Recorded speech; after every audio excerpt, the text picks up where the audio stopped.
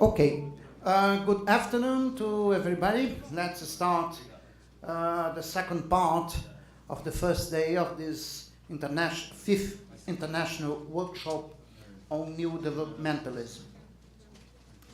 The lecture that I will deliver today is entitled Green Developmentalism, Theoretical Foundations and Economic Modeling.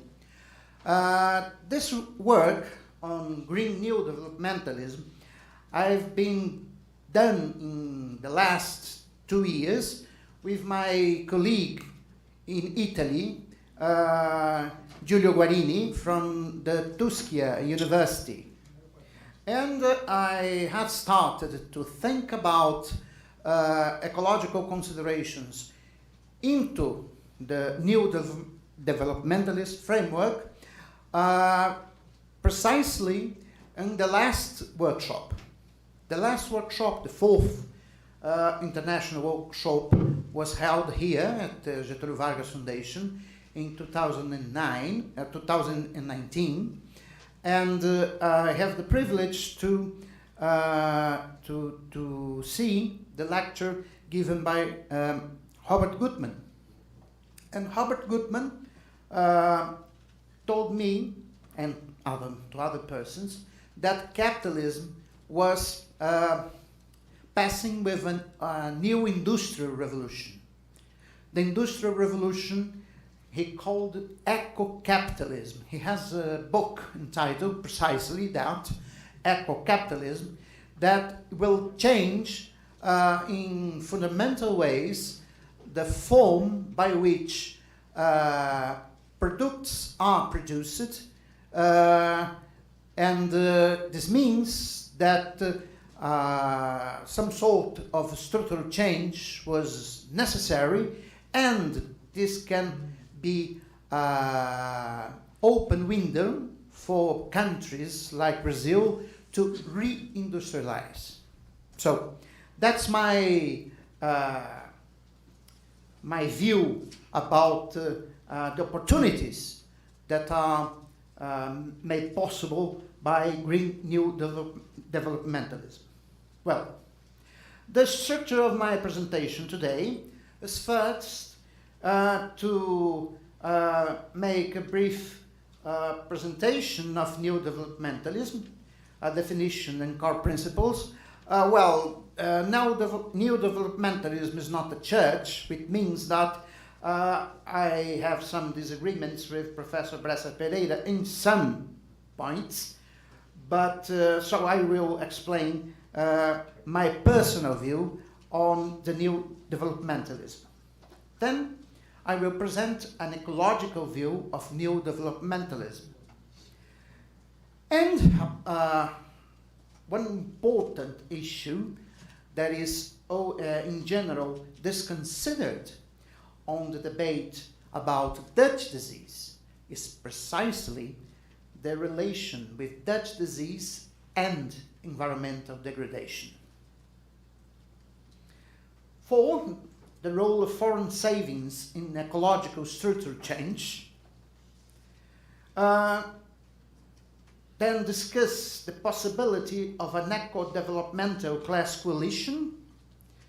And 6, well, this, I don't know if I will give this 6 point because it's a more mathematical model that I've just finished with Giulio Guarini, and he presented 2 months ago on STORAP conference in Italy, but it's ecological transition and structural change at developmentalist analysis. Okay. Well, let's begin. What is new developmentalism? The Brazilian new developmentalist school can be understood as an approach to the deep determinants of economic development, in which the macroeconomic policy regime has a key role in explaining international growth rate differences, notably among middle-income countries. Recent contributions include the paper of Bressa Pereira et al. In 2020, who defined new developmentalism as a set of proposals for institutional reforms and economic policies whereby middle-income countries seek to achieve per capita income levels of developed countries. Its main contribution to the literature on growth and structural change is perhaps the diagnosis that such economies, such as Brazil and Argentina, suffer from a chronic real exchange rate overvaluation resulting from the combination of a Dutch disease with a growth strategy based on external savings. As a result, the recommended strategy consists in the adoption of an export-led growth regime in which the promotion of the manufacturing sector induces the acceleration of capital accumulation and the use of modern production techniques. Well, basic principles of neodevelopmentalism. First, economic development is a cumulative process of raising real wages and living standards. It depends on the increase in labor productivity that stems from technical progress incorporated in new machinery and equipment. It is also linked to a process of structural change in which labor moves from sectors with the lowest to the highest value added per worker. The rate of growth of output is determined by non-capacity creating autonomous demand. However, in an open economy that does not have an international reserve currency, which is precisely the case of Brazil, this growth can only be sustainable if export-led. Relying on domestic autonomous demand, such as government spending, means that the growth will be sooner or later interrupted by a crisis in the balance of payments. Long-run growth cannot be supply-side determined because capital accumulation, the workforce, and labor productivity adjust to non-capacity creating autonomous demand.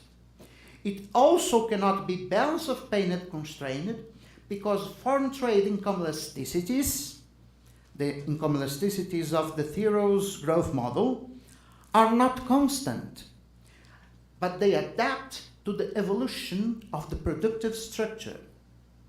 More complex productive structures are related to a higher ratio between the income elasticity of exports and imports, thus allowing for a higher rate of growth compatible with equilibrium in the balance of payments. Recently, I have a dialogue with Anthony Thero by email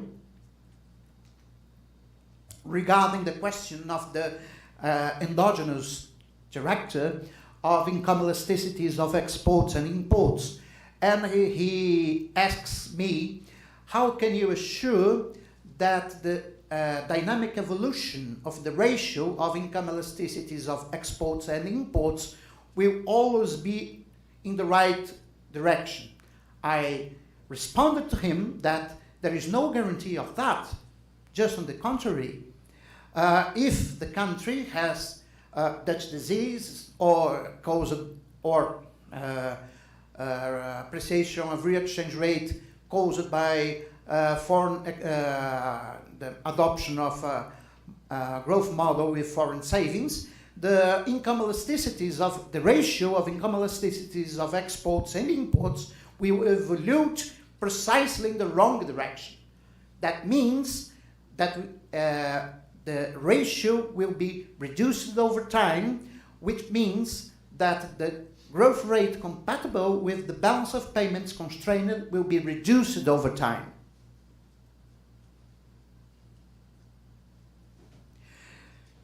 In the case of economies with abundant natural resources, long-run growth is constrained by a chronic tendency of exchange rate overvaluation that stems from Dutch disease and foreign capital inflows. Such an overvaluation interrupts and then reverses the process of productive sophistication being the main cause of the middle income trap in developing countries like Brazil and Argentina. Another principle is that domestic savings and external savings are substitutes rather than complements. Aggregate savings are determined by investment, as Keynes told in the general theory, but its composition depends on the level of the real exchange rate. An appreciation of the exchange rate increases the wage share as markups over unit costs fall. Given that the propensity to save out of profits is greater than the propensity to save out of wages, an increase in external savings due to the appreciation of exchange rate is associated with the reduction in domestic savings. The abundance of natural resources makes the industrial equilibrium exchange rate to be higher, than the exchange rate compatible with a balanced current account. In this way, the long-term sustainability of economic growth in countries with abundant natural resources requires that they have a surplus in current account. The adoption of an external saving growth strategy is another source of real exchange rate overvaluation. Growth with external savings requires policymakers to set domestic interest rates at a level higher than the sum between the international interest rates and the country risk premium. The interest rate differential induces foreign capital inflows, resulting in a surplus in the balance of payments capital account and a real exchange rate appreciation relative to the level of current account balance. Okay, that's the basic neodevelopmentalism. Now, my personal contribution, which is the green neodevelopmentalism, or to talk about the missing link in our literature, which is the ecological sustainability of economic development and structural change. Well, the ecological sustainability of economic development concerns the long-term improvement of the standards of living by considering a polyhedron of social, economic, and environmental elements. A structural view of ecological sustainability should focus not on the static problem of the resource scarcity and on the allocation of them through market mechanisms, as in the neoclassical school, but on the dynamic problem of the resource creation, driven by aggregate demand and its limits.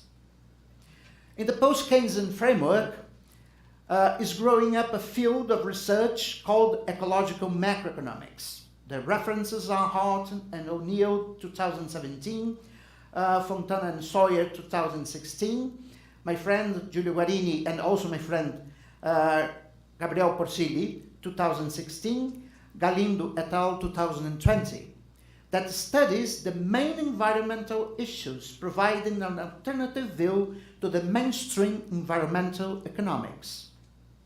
Neodevelopmentalism can be integrated into this new heterodox wave with its original contribution for understanding of economic development, and hereafter it will be introduced some basic principles of that school in an ecological key.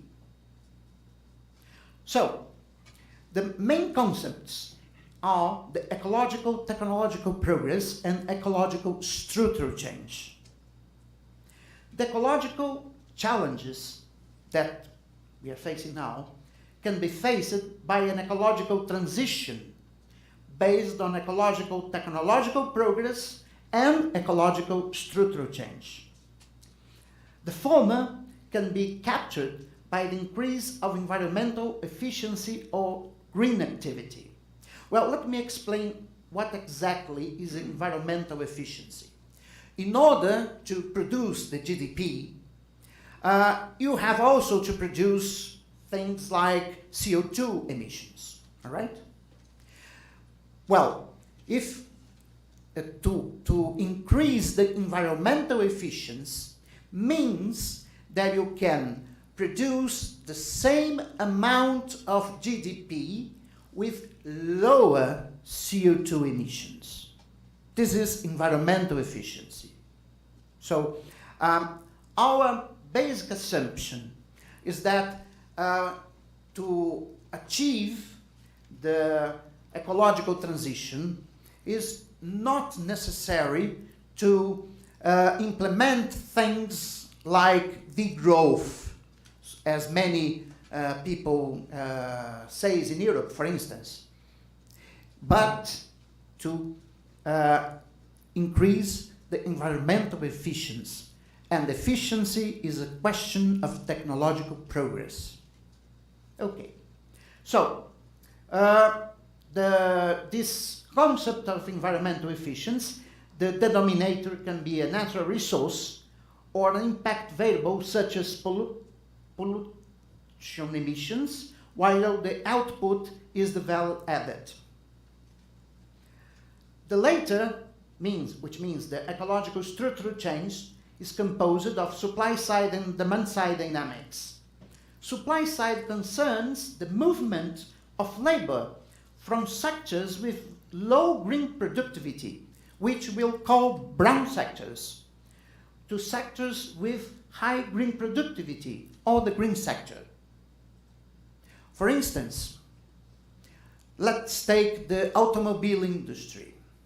Nowadays, in Brazil mainly, basically 100% of the cars made in Brazil are cars that use fossil combustible as the main source of energy. This is a brown industry. But we can change to another kind of industry, a green industry, for instance, producing electric cars or hybrid cars. Last night, when I came to have dinner at Conjunto Nacional, which is nearby Getulio Vargas Foundation, I saw a standard of Peugeot at the Conjunto Nacional, where they are presenting Peugeot 208 fully electric. And I take a photo of that. This is a green sector, okay?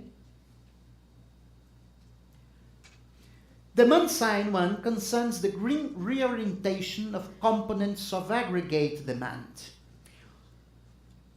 For instance, well, we know that aggregate demand is composed by consumption, investment, government, and net exports. Okay. A great share of private consumption, for instance, is people that buy his or her personal automobile in order to go to the work, go travel, go away. But you can substitute the individual transportation by public transportation.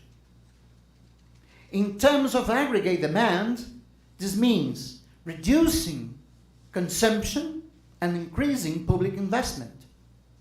This is the demand side of the green ecological, or the green transition, or the green new developmentalism.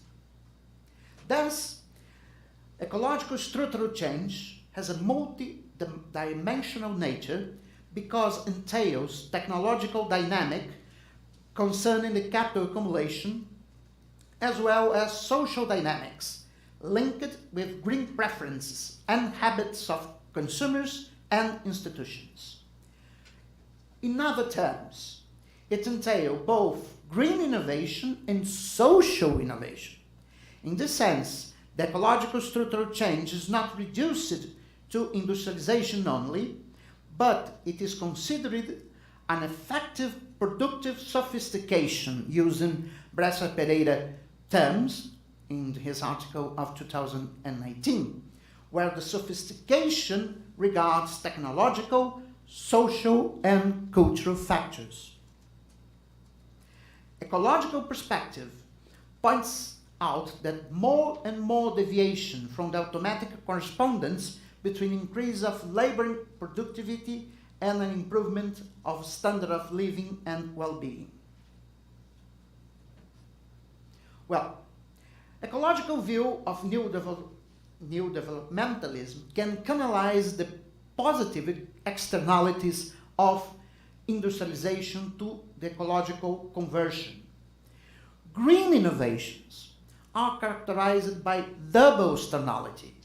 They decrease negative externality represented by pollution at the same time that they increase positive externalities concerning all new knowledge that will be produced to make these green innovations.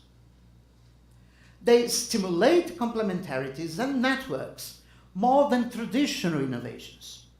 Exists complementarity between end-of-pipe green technologies, the equipment for reducing pollutant emissions inserted at the end of production process, and cleaner production technologies, machineries within the production process, as well as between the green technology implemented and organizational process innovation to manage them. Green innovations need for new knowledge because firms hold sectorial specialized competences and they have to acquire the new green competences, and for complex knowledge because it is composed of different dimensions regarding engineering, law, management, natural sciences. For these reasons, firms have to acquire external knowledge, and to do so in the most efficient way, they have to connect with other firms and to start up an open eco-innovation process. Well, National Eco-Development Strategy. To the lights of above-mentioned elements, the ecological structural change is not automatic. And it happened only by effective interaction between market and public institutions that have an organizational role and not normative as in the neoliberal approach. State should be developmental in order to guide the ecological structural change for green creative destruction with degrowth of brown sectors and growth of green ones. A national eco-developmental strategy is fundamental for promote green sectors and to enable them to compete at international level through the export-led industrialization. Green innovations are multidimensional, complex and multidisciplinary, and developing countries need to acquire foreign green knowledge with the openness of the economy. Since the green dumping is always linked with social dumping, trade globalization should have a multi-level governance based on negotiations to permit the sustainable path. Thus, the protection of environment is not conceived mainly as a problem of guarantee of property rights and regulation of negative externality, but a new field of collective action. The ecological perspective can also renew the old concept of big push, defined by Rosenstein-Rodin and Hirschman, by promoting a sort of an ecological big push. Markets fail to incentive green innovation that concern complementarities, networking and externalities. These characteristics show that the process of green innovation entails a critical mass to start and provide returns. Moreover, the green knowledge tends to be scientific-based, and thus firms need the support of research centers. Universities mainly concentrate in the public sector. In this line, according to the so-called Porter hypothesis, well, the Porter hypothesis asserts that polluting firms can benefit from environmental policies, arguing that well-designed and stringent environmental regulation can stimulate innovations which in turn increase the productivity of firms or the product value for end users. And appropriate regulation can stimulate also competitiveness and innovation. At the end, the eco-developmental strategy is founded on the coordination across complementary environmental policies such as fiscal, industrial, monetary, and trade policies. Well, now, as I have told, the Dutch disease has a forgotten side. The forgotten side is environmental degradation. Well, one of the main propositions of the Neodevelopmentalism is that the existence of abundant natural resources in a given country generates an unbalanced productive structure. This term is due to the Argentine economist Marcelo Diment in a paper published in Spanish in 1972. Which is an unbalanced productive structure? Is a productive structure in which the unit cost of producing primary goods is not only lower than the international cost of producing these goods, as well as lower than the unit cost of production of manufactured goods. Thus, the supply price of primary goods, the one that embeds the normal rate of profit in the domestic economy, must be lower than the supply price of manufactured goods. This is in equation 1. In economies in which the productive structure is balanced or mature, using the Calder's definition of his 1967 book, in turn, the unit cost of producing primary goods and manufactured goods are approximately equal to each other because the levels of labor productivity in both sectors of economic activity are similar. This is precisely what Calder defined as a mature economy. A mature economy is an economy in which the productivity levels do not differ too much across economic sectors. But Clark, our CEPAL, had created the concept of heterogeneous structure. Heterogeneous structure is an economy in which there is large differences of productivity levels between sectors, right? And it's exactly what Marcelo Diment are talking about the problem of the Argentine economy that has an unbalanced productive structure. Unbalanced productive structure means that the production costs of primary goods in Argentina are lower than the production cost or supply price of primary goods in the rest of the world, but also lower than the supply price of manufactured goods in domestic markets. In this context, the supply price of primary goods produced in such economies is approximately equal to the supply price of manufactured goods. Primary goods are, as a rule, homogeneous goods traded in competitive international markets in a such way that the law of one price must prevail. The price of domestically produced primary goods must be equal to the domestic currency price of primary goods produced in the rest of measured world. This is equation 3. Then we have the following relationships. According to equation 1, the supply price of primary goods in domestic markets is lower than the supply price of manufacturing goods in domestic markets.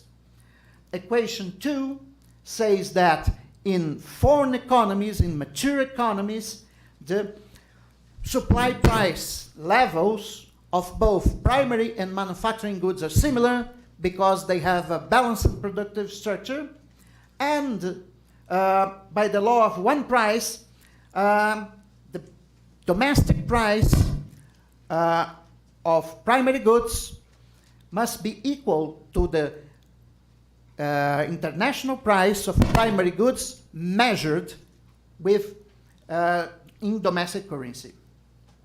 Replacing 2 in 3 and the resulting 1 in equation 1, we get that in an unbalanced productive structure, the supply price of manufacturing goods will be higher than the supply price of manufacturing goods produced abroad measured in domestic currency. So, the domestic manufacturing firms that operates in countries with unbalanced productive structure had a price competitive disadvantage compared to the firms that operates in mature economies. For me, this is the most simple way to see the nature of the Dutch disease. Well, in expression 4, we observe that the exchange rate level that equalizes the domestic and the international prices of primary goods, the supply price of domestic manufactured goods will be higher than the domestic currency price of manufactured goods produced in the rest of the world. It follows that while primary goods are competitive in international markets, manufactured goods are not. For manufactured goods to be competitive in international markets, it will be necessary that the exchange rate was high enough, which means depreciated, to equalize domestic and international prices of manufactured goods. The exchange rate for which equalization rate occurs is the so-called industrial equilibrium exchange rate. Okay. Well, it should be noted that in a freely fluctuating exchange rate regime, there is no reason to expect the exchange rate to take the required value to make exports of manufactured products competitive. The exchange rate should fluctuate around a level that equalizes domestic and international prices of primary goods, which will be an overvaluated exchange rate level from the point of view of production and export of manufactured products. As a result of this overvaluation, the share of manufactured products in the exports will gradually be reduced, while domestic production of manufactured products will be replaced by imports. The Dutch disease will therefore result in a reprimarization of the export and premature deindustrialization of domestic economy. This is the known and widely disseminated part in the economic literature and in debates about the conduct of foreign exchange policy in countries such as Brazil. Well, this is the part that we know. But that's just the known part of Dutch disease. The unknown or ignored part is the impact of Dutch disease on the environment. The production of primary goods, such as soybeans and meat, cattle, is intensive on land, but extremely profitable in Brazil because land is abundant. The continuous increase in the production and export of soybeans and meat requires an increase in occupation of land used for this type of production. Thus bringing the agriculture frontier to the limits of the Amazon forest, rainforest. Producers on the agricultural frontier have no choice but to tear down the forest to occupy new spaces for soybean and meat production. In general, they start with meat, with cattle, and then they sold the land after some years of irregular and illegal occupation for the legal producers that will produce soybeans. That's the relation. We can divide the entrepreneurs of the so-called agribusiness in Brazil in two groups. They are let us say, the pirates and the entrepreneurs, the well-dressed entrepreneurs, you know. The pirates... Ah, sim, claro. Ah, ele estava...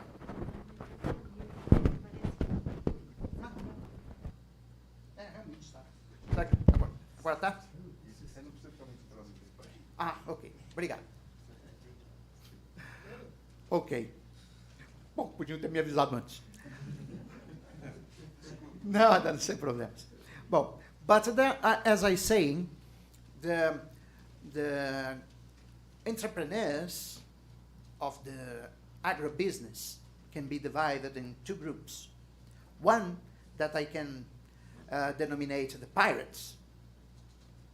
They go to the Amazon rainforest, which basically is public lands, put fire on the forest, and occupy with cattle.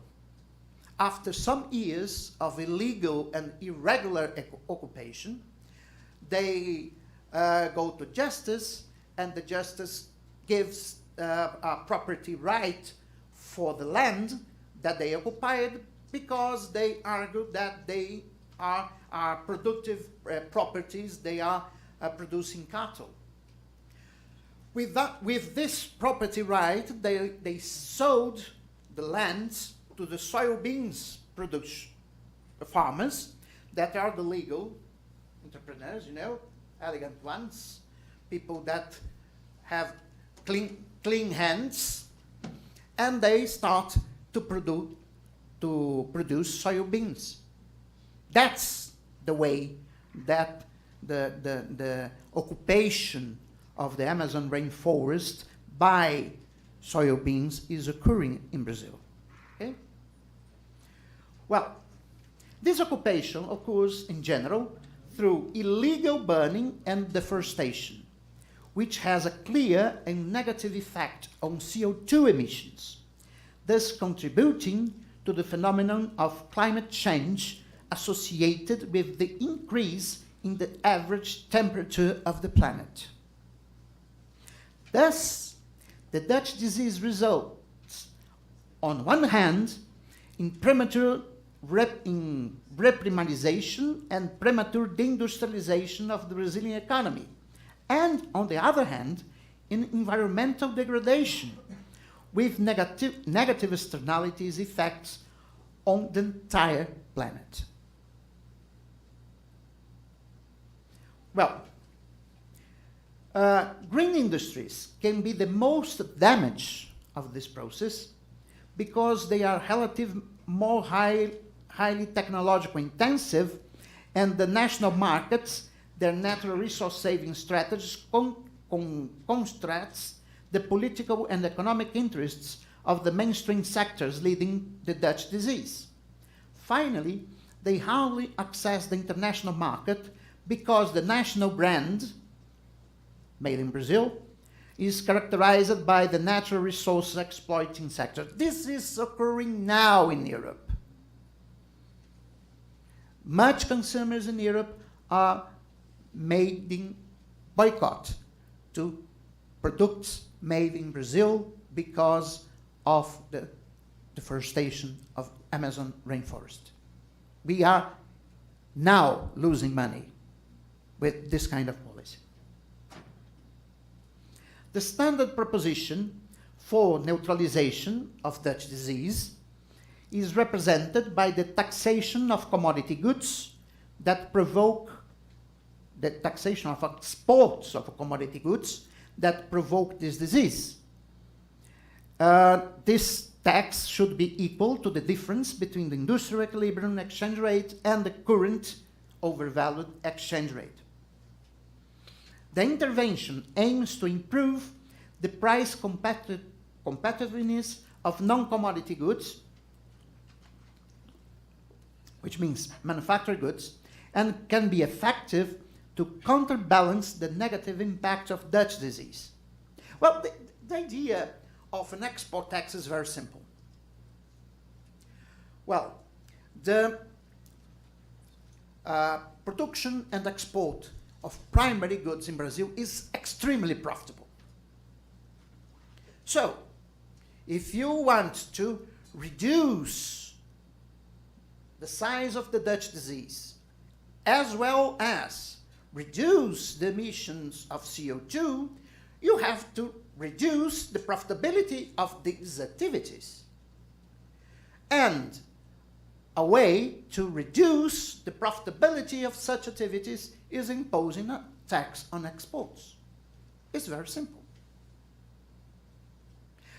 Brasser was talking this morning that he considers the imposition of an export tax politically impossible. Well, political situations change over time. Many things that we consider impossible 20 years ago are now possible. For instance, if someone told me in 2005 that that man, I will not refer to his name, will be the President of the Republic, I just laugh.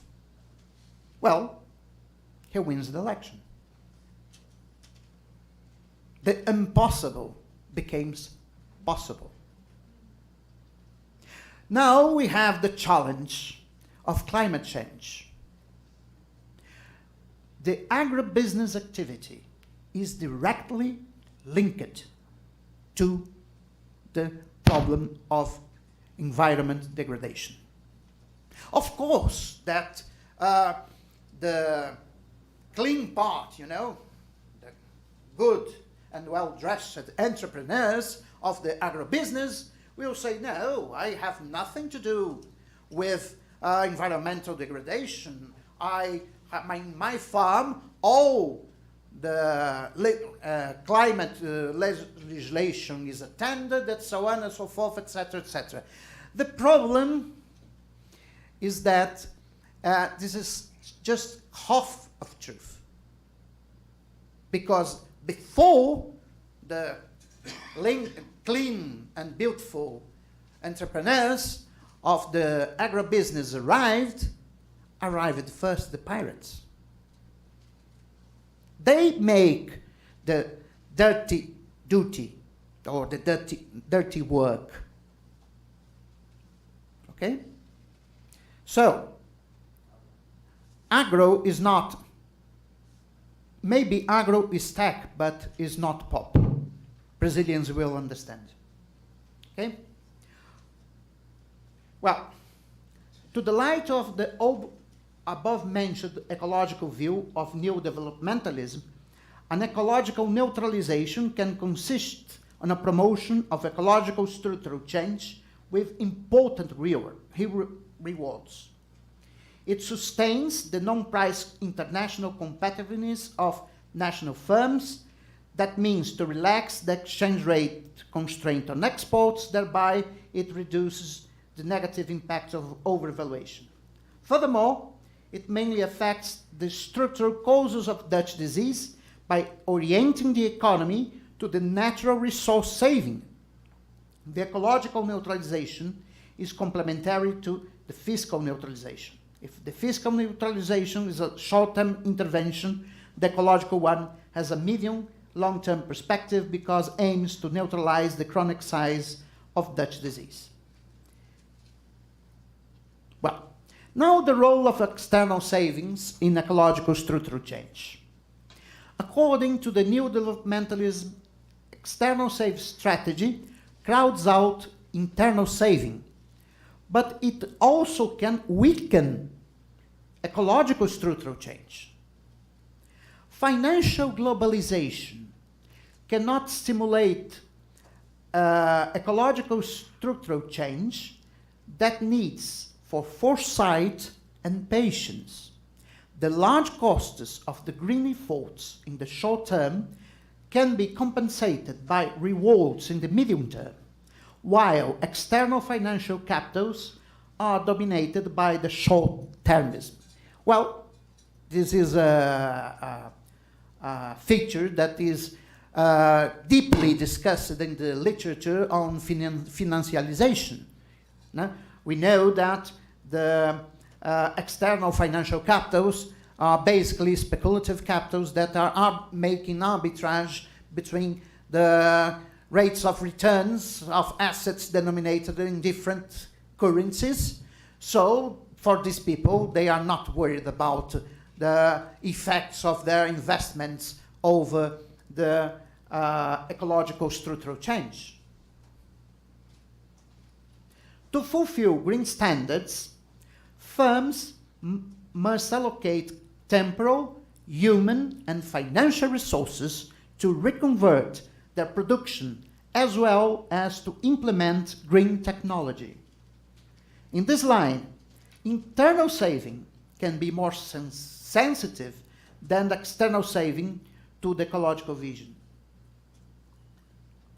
This argument reinforces the traditional neodevelopmentalist view that capital is made in home, which means that investment must be financed, I know that's not exactly the term, but by national savings, not by external savings. Well, this is the great error that Latin America committed in all times, recurrently. We always recur to the model of growth with foreign savings. The Asian model is precisely the opposite. Well, the data shows that the Asian model works, Latin American model do not work. Okay. Moreover, an increase of interest rate in order to attract foreign capital disincentives real investment, and in particular the green ones. Why? Well, if you are treating with green technology, the level of uncertainty, of Keynesian uncertainty, that is embedded in a decision of investment in such technologies are much, much higher than the level of uncertainty embedded in investment in brown technologies. This means that an increase in the interest rate will be much more harmful for investment in green technologies than in brown technologies, right? In this sense, ecological structural change needs for macroeconomic stability with a control of financial bubbles, because international deregulated finance crowds out resources for a green finance. I'm not exactly a specialist in bitcoins and such kind of stuff, but someone told me that in order to produce this crypto money, there is required a large amount of energy. Well, so this kind of financial activity is clearly an activity that is harmful to the environment because you consume too much energy. And we still not made the transition of our energy matrix for a 100% clean energy matrix. So such kind of speculation, of financial speculation, had also effect over the environment. Well, an eco-developmental class coalition is possible. One of the main general constraints of the aggregate demand in the neoliberal regime is a wage dynamics in which the growth rate of real wages is lower than the growth rate of labor productivity. We saw this in the United States and Europe, a large decrease in labor share, and this is basically the main cause of the secular stagnation before the COVID-19 pandemic. The overvaluation of exchange rate is politically possible in countries like Brazil or other countries in Latin America because overvaluation of a real exchange rate increases in an artificial way the real wage, unifying the economic interests of workers and rentiers. Well, when I was working at Paraná, I was a professor at the Federal University of Paraná, we had some meetings at the Federation of Industries of State of Paraná, which at that time was, the president was a very clever man. And we discussed, a friend of mine called Gina Palladino created the expression, the alliance between Bolsa Família and Febraban. This alliance, which means an alliance between the social assistance programs of the PT government with the interests of the financial sector. That is the basic political reason for the premature industrialization of the Brazilian economy, because it allowed a macroeconomic policy regime with an extremely high interest rates that attract a lot of foreign capital and produce overvaluation of exchange rate and, at the end, the industrialization of our economy. So, this question of political economy is, for neodevelopmentalists, a complicated question. Every time that I, Nelson Marconi, or Bresser, we spoke about competitive exchange rate, both right and left sides of the political spectrum of Brazilian economy, or the Brazilian economists, accuses us of trying to, I will not say the term, it's not polite, but trying to harm the workers. Because devaluation of interest rate will produce a reduction in the real wages, and this is a negative effect over the working classes. And during the Lula first and second term, he managed to get enormous popularity because he reduced inflation, he appreciated the exchange rate, and increased a lot the real wages. Well, the price, premature industrialization. In the following decade, the potential output growth of the Brazilian economy was reduced, independent of the crisis that occurred in 2014, 2016. The fact is that the premature industrialization reduced our potential output growth, our long-term growth.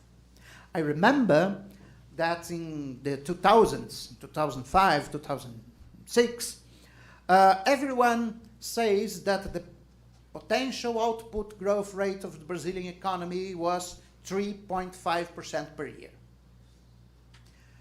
Year after year, the convention about what is the potential output growth rate of the Brazilian economy was being reduced.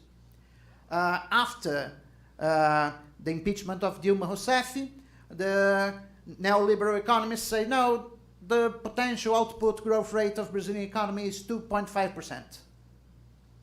Today, they're saying that is 1.5%. Well, much of these statements are educated guesses, but the fact is that the Brazilian economy lost traction, and it lost traction because the share of manufacturing industry in Brazil today is lower than in 1947. Brazil today is a great farm. But there is a problem. You can be rich being a producer and exporter of natural resources, yes, if you have a very small population. Argentina was the second GDP per capita in the world in the beginning of the 20th century. Australia, New Zealand, Canada. But all they have in common that their population is below 40 million. They have large territories, but very small population. The production of primary goods is subject to decreasing returns. This means that in order to increase productivity and so the income per capita, you have to reduce the population. So maybe Brazil has an excessive population for the kind of productive structure that we had, mainly 100 million people. Think about that. Okay? With this model, that would be impossible to give a decent job for 210 million people. We have to have a much lower population. Well, this remembers some shadows of the past in Europe. Okay. However, this fact shows down the building of the developmental class coalition and at the same time provokes in the medium long term the worsening of workers' standard of living and stress inequalities because of premature deindustrialization. And it's exactly our point. In the short run, you can increase real wages with an overvaluation of real exchange rate. But if the exchange rate continue to be overvalued in the medium to long term, there will be premature industrialization. And the premature industrialization will reduce the real wages, not by the mechanism of inflation, but because the labor force will be reallocated from a sector that pays high wages to a low-tax service that pays low wages. This composition effect of changing the structure of employment will reduce in the medium to the long run the real level of wages. So the idea that there is no problem to hold an overvalued exchange rate because it is in the best interests of workers is a completely lie. Okay? Well, a reduction of inequalities is an important fruit of a national developmental strategy by building a developmental class coalition formed by workers, entrepreneurs, and civil servants. This term, class coalition, was created by Brasser, but in another book, I believe that the book was Crisis and Development in Brazil. It's published in the beginning of the 2000s. He created this concept of class coalition. For people that has Marxist formation, a class coalition must be something very strange. So, you can read the first page of the Communist Manifesto, where Marx and Engels says that the history of mankind was the history of class warfare. But Brasser proposed class coalition for implementing a national development strategy. How is it possible to make a class coalition? We had a class coalition in Brazil during Getulio Vargas' government after the revolution of 1930. Well, of course, that is not a coalition signed in a table with people compromising themselves as implicit coalition. But what supports Getulio Vargas in his revolution of 1930? He was supported by the workers in the manufacturing firms in the main cities. He was supported by the industrial entrepreneurs that are against the interests of the foreign interests that do not want Brazil to industrialize, or the interests of the agricultural sector that prefers to import luxury goods from France, Germany, Italy, so on and so forth, and the public servants. Getulio Vargas was the president that made the first professional public servant service in Brazil. For many years, this implicit class coalition allowed the prevalence of the so-called developmentalism in Brazil. This means that no matter what government, Getulio Vargas, Dutra, Getulio Vargas again, Juscelino Kubitschek, João Goulart, and even the military, they all had the same idea of development, that Brazil needs to develop, and development means industrialize. Of course, there are differences between the democratic governments and the military governments, but the general conception was the same. But this changes in the 80s and the 90s. Okay? Well, moreover, industrial revolution, when it's mature, becomes an important opportunity to flourish democratic process. Well, considering this history of Brazil, the first government of Getulio Vargas was not exactly a democratic government. But if we compare to the previous government, the old republic, that was a republic dominated by the oligarchs that of São Paulo and Minas Gerais, that basically, pardon? Coffee. Yeah, coffee and milk, yes. The coffee and milk alliance. They basically was an oligarchy. There is not such a thing as a democracy in Brazil during the old republic.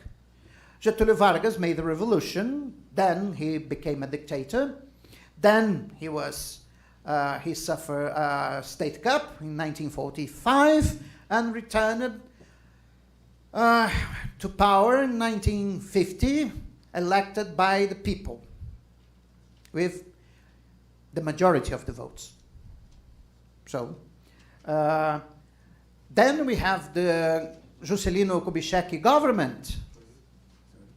Was a great moment for Brazil, for Brazilian economy, and also for Brazilian society. So, Industrial Revolution was associated historically with the reduction of authoritarianism of governments. Of course, that the relation is not linear. There are some times that you have some comebacks, but in general, is this. In the case of eco-industrial revolution, the formation of an eco-development class coalition, namely a developmental class coalition ecologically oriented, is a stringent necessity, even more due to the strict interaction between democracy, inequality, and environmental care. A sound democracy can limit the corruption linked with the abundance of natural resources, thereby can reduce the curse of natural resources abundance. That is another cause of overvaluation of exchange rate. Inequality can also damage ecological sustainability in various ways.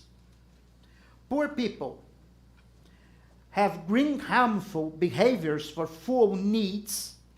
Remember the episode in France of the so-called yellow coats, when Macron imposed a tax over fuel in order to stimulate people to use public transportation. Well, this works perfectly in Paris, because Paris has a very good public transportation, but not on the interior of France. On people needs car to work. And the people that needs car to work is precisely the poor people. That's the reason of the yellow coats movement. Okay. So poor people can have green harmful behaviors for fuel needs or to enlarge the arable land. Environmental goods can be classified as a common property resources or as public good. Thereby, they can be victim of the tragedy of the commons caused by free riding. The neoliberalism solves this problem by privatizing environmental goods and services, but an alternative is to maintain public access and to build a sound community with an effective governance based on the light social conflict and social cohesion, where benefits of the environmental protection are widespread.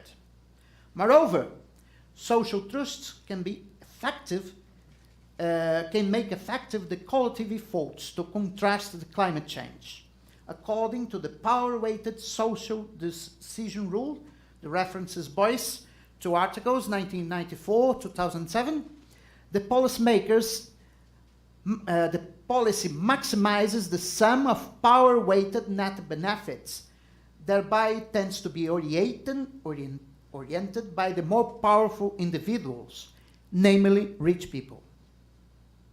Well, I think I will have a little time more. I had this article was published, was presented on the Storep conference at the Tuschia University in Italy in May 2022.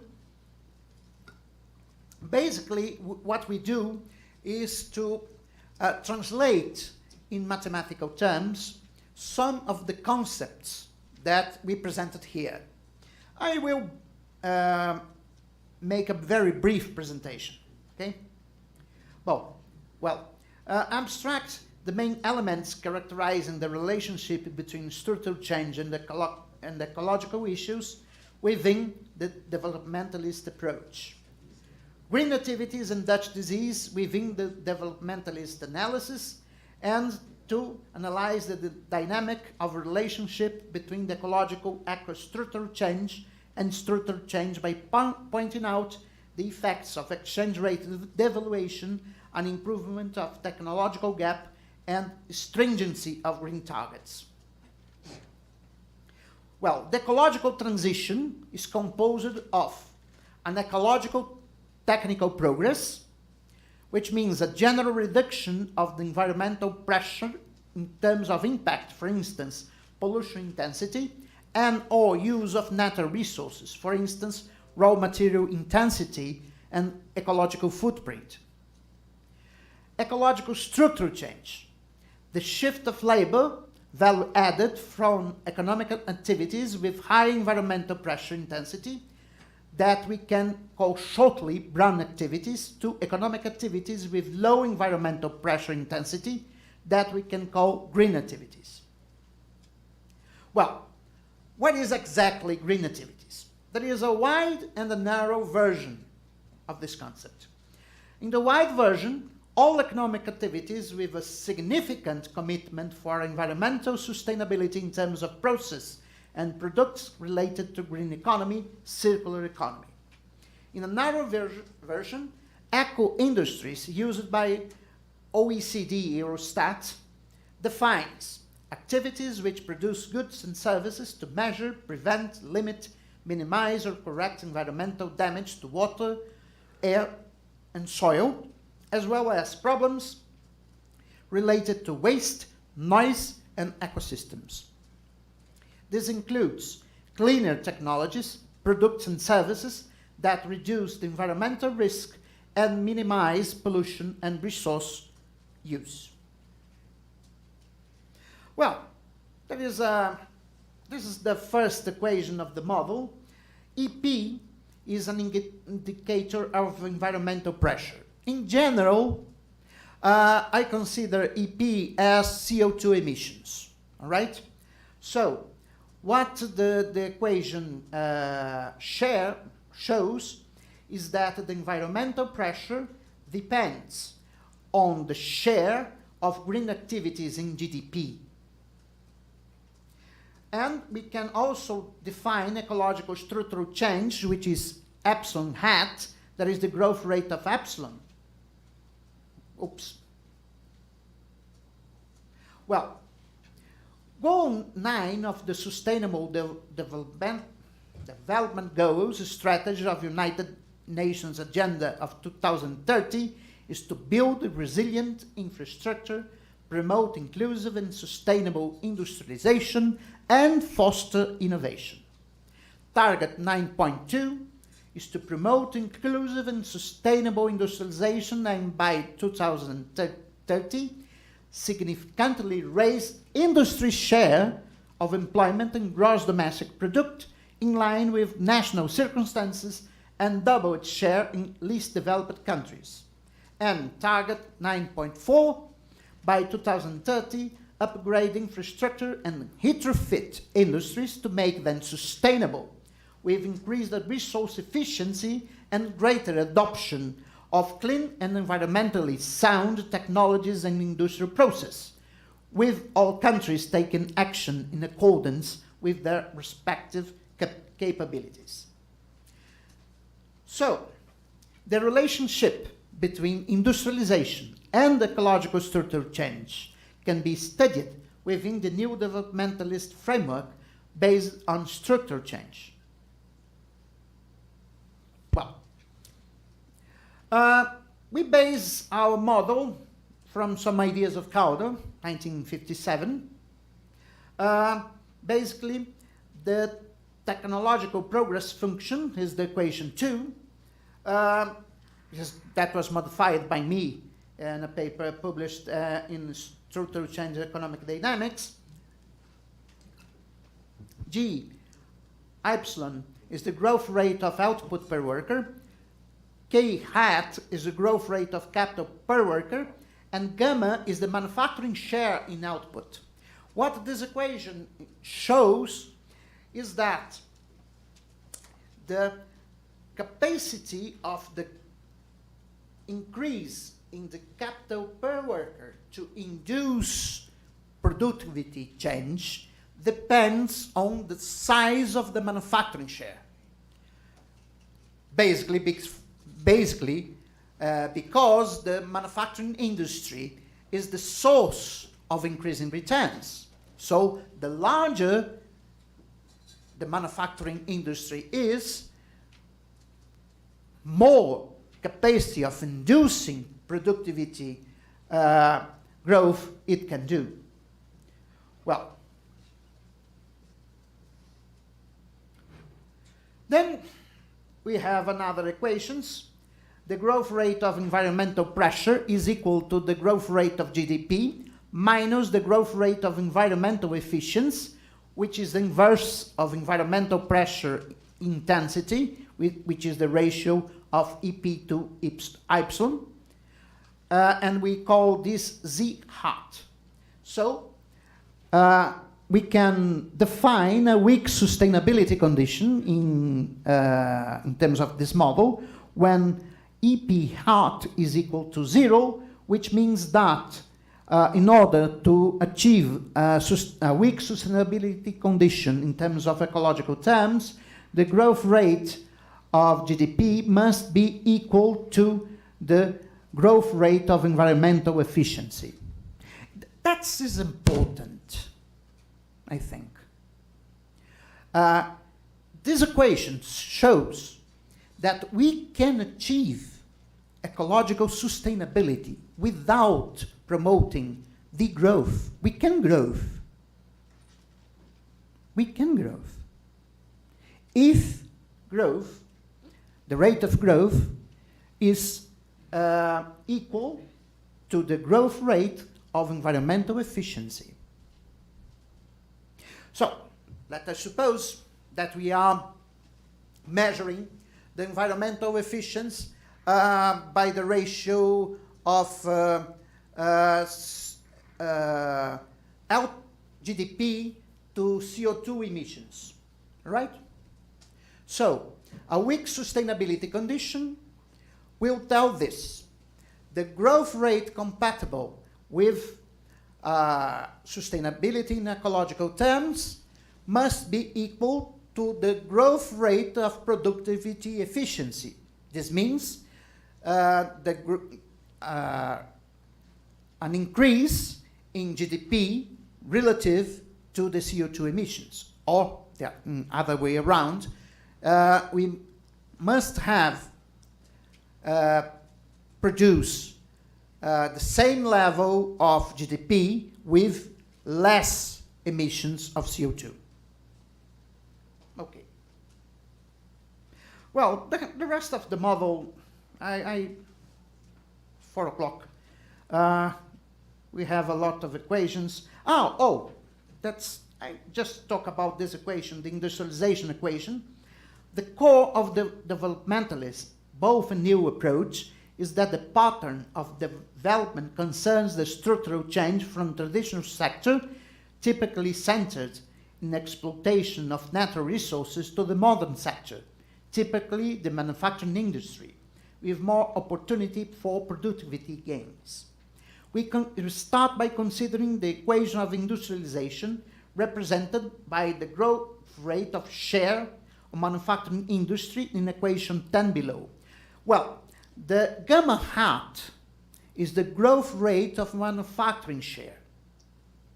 The growth rate of the manufacturing share depends in a constant, beta 0, depends on the level of the manufacturing share, on the square level of the manufacturing share, negatively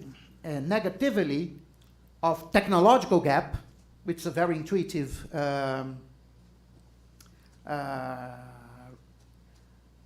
effect, because the larger is the technological gap, the lower will be the non-price competitiveness of manufacturing industries, and this ceteris paribus will reduce the growth rate of manufacturing share.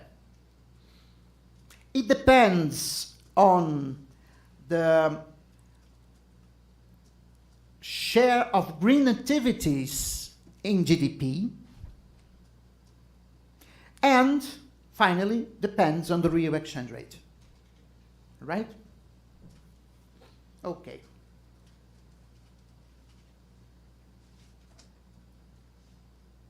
Well, the first novelty of this equation must be found in the combination of Lewis, his article of 1954, and Rosenstein-Rodin on his article of 1943.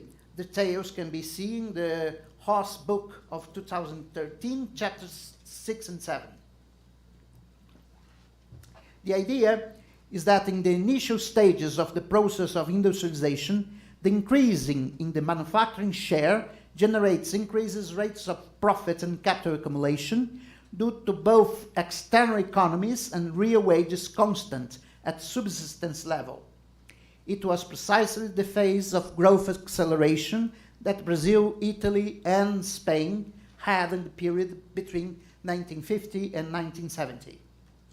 As Lewis' point is reached, with all labor force transferred to the modern industrial sector, the real wages start to increase and the profit rate starts to decline, resulting in a reduction in the growth rate of capital accumulation and in the growth rate of the modern sector, which is, in our model, the manufacturing sector. So, the gamma star is the manufacturing share for each economy reaches the Lewis point. Well, then we introduce green activities in the model. I do not have time to present all of the model. I just want to show this slide. This slide shows the relation between the manufacturing share in Brazil and the real exchange rate in Brazil from the period of 1995 to 2021. There is a clear relation with appreciation of real exchange rate and premature deindustrialization between 2005 and 2014. Okay.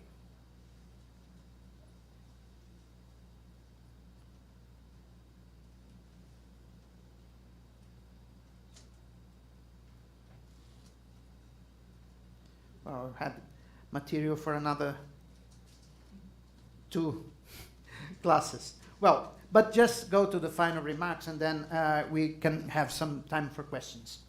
Throughout this article, we developed a post-Keynesian structuralist neo-developmentalist model to analyze effects of ecological structural change over middle income trap caused by Dutch disease. An increase in the share of green activities in GDP has the potential to reduce the size of Dutch disease since it can produce an appreciation of industrial equilibrium exchange rate. Here is a point that is important in the model. The idea that the industrial equilibrium exchange rate is not a constant, right? So, if the firms or the country can increase the non-price competitiveness of an industry, the industrial equilibrium exchange rate will be reduced. That's important, right? Well, Dutch disease has a clear environmental size, which is not considered in the neo-developmentalist literature. Environmental pressure is a byproduct of the production of primary goods, which are the source of Dutch disease in countries with abundance of natural resources. This means that environmental devastation and premature deindustrialization that results in the middle income trap are the result of the same negative structural change. For countries like Brazil that are sunk in the middle income trap, and if nothing is changed in very brief, will be sunk in the poverty trap, no longer more in the middle income trap, due to premature deindustrialization caused by Dutch disease, ecological structural change can be the only real option for reindustrialization and resume economic development. A simultaneous increase in manufacturing share and the share of green activities in GDP is possible by means of a proper combination of macroeconomic, industrial, and institutional policies. Regarding macroeconomic policies, a real exchange rate devaluation by means of the introduction of an export tax over primary good goods will increase the manufacturing share and, under certain conditions, also the share of green activities. Industrial policies must be designed to reduce the level of the technological gap, will also be an important complement to the exchange rate devaluation, probably reducing the real exchange rate depreciation required for a green reindustrialization, and therefore reducing the temporary losses of real wages produced by exchange rate depreciation. Institutional policies aimed to increase the target of the share of green activities in GDP can reinforce the positive effects of real exchange rate devaluation and the reduction of technological gap. Well, this is what I have to tell to you. Here, the contact of my colleague, Professor Giulio Guarini of the Tuskegee University, and my contact from the University of Brasilia. Many thanks.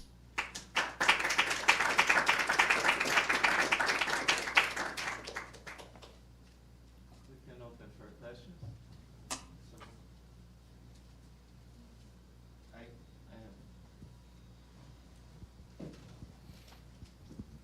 Okay, Professor Oreiro, very interesting your job, but is very nice because this is a relevant moment respect to according to the climate change.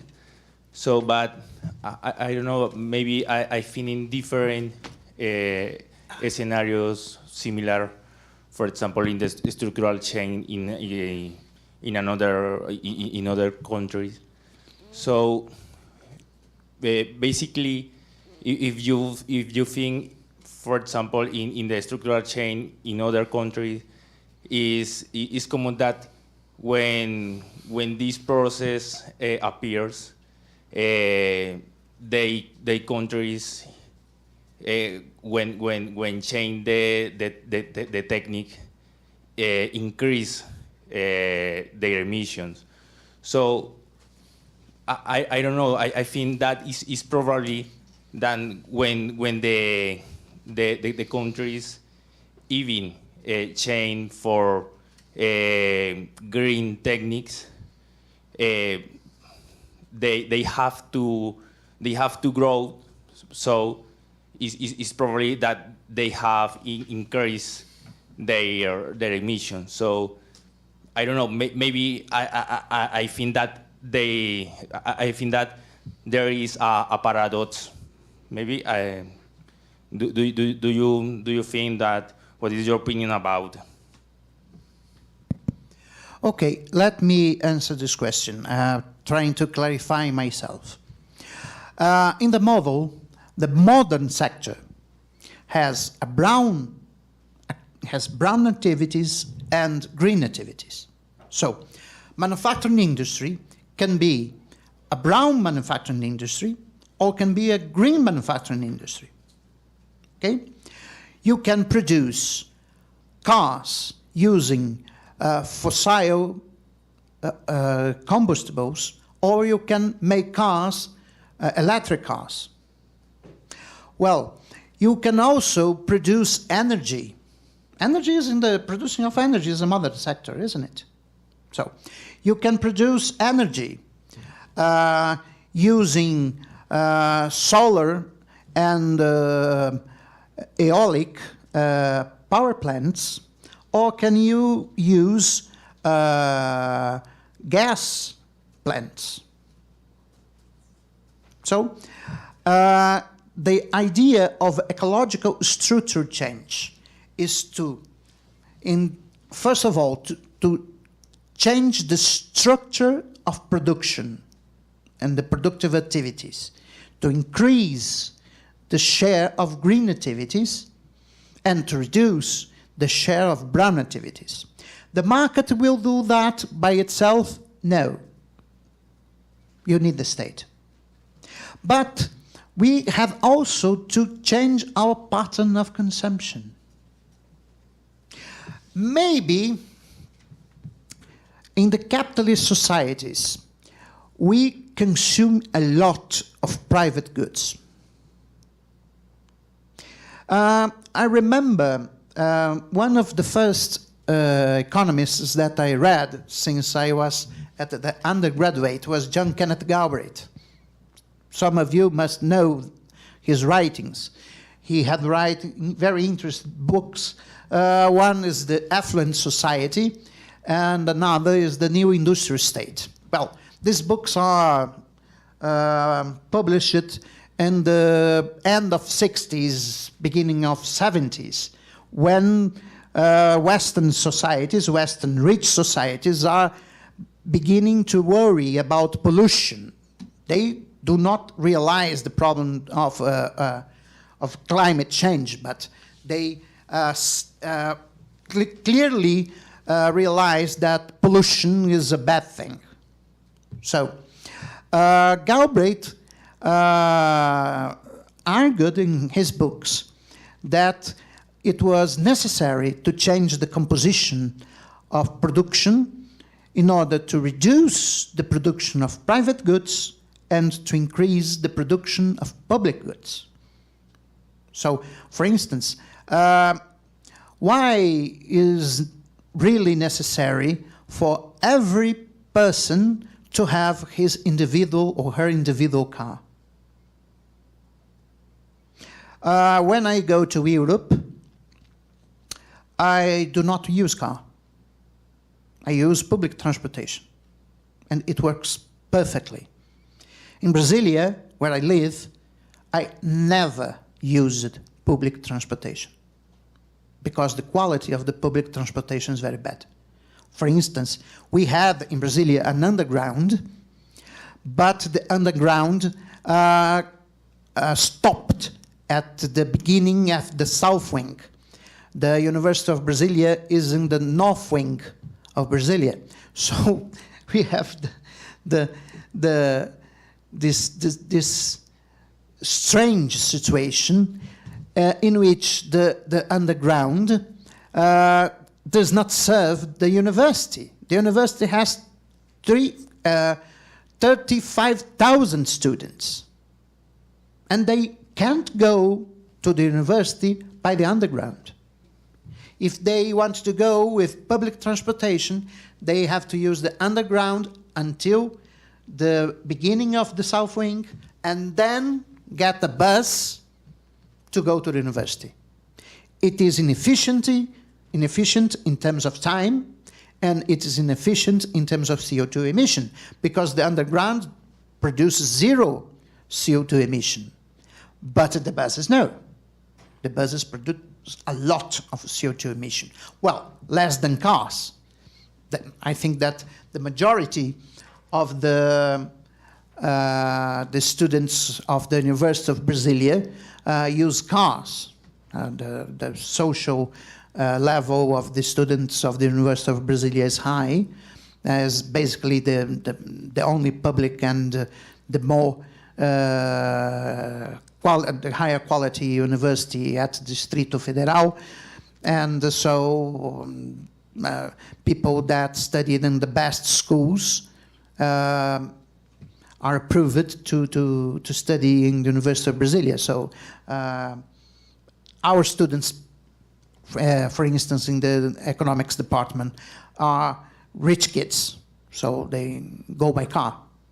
But this is a clear example of what I mean by ecological structural change. Means not increase the share of the green activities, but also to change the composition of GDP in order to produce a little less of private goods and a little more of public goods. This will be compatible with a reduction of CO2 emissions that allowed us to increase the temperature of the planet in just 2 degrees. But we have to take actions now. And Brazil is completely late in doing that.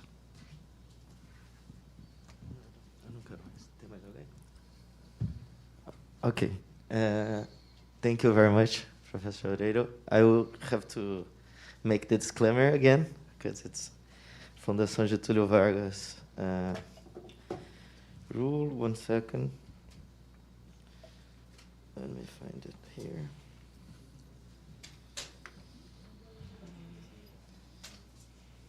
Okay, the statement expressed by Fundação Getulio Vargas employees and guests who take part in online events and broadcasts exclusively represent their opinions and not necessarily FGV's institutional position.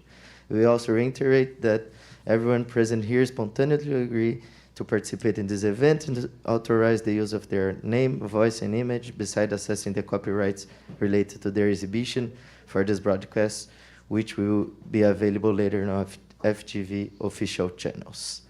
Thank you very much. We have another coffee break now, and then we have our keynote speaker, Robert Waite, to give the last speech of the day. Thank you very much.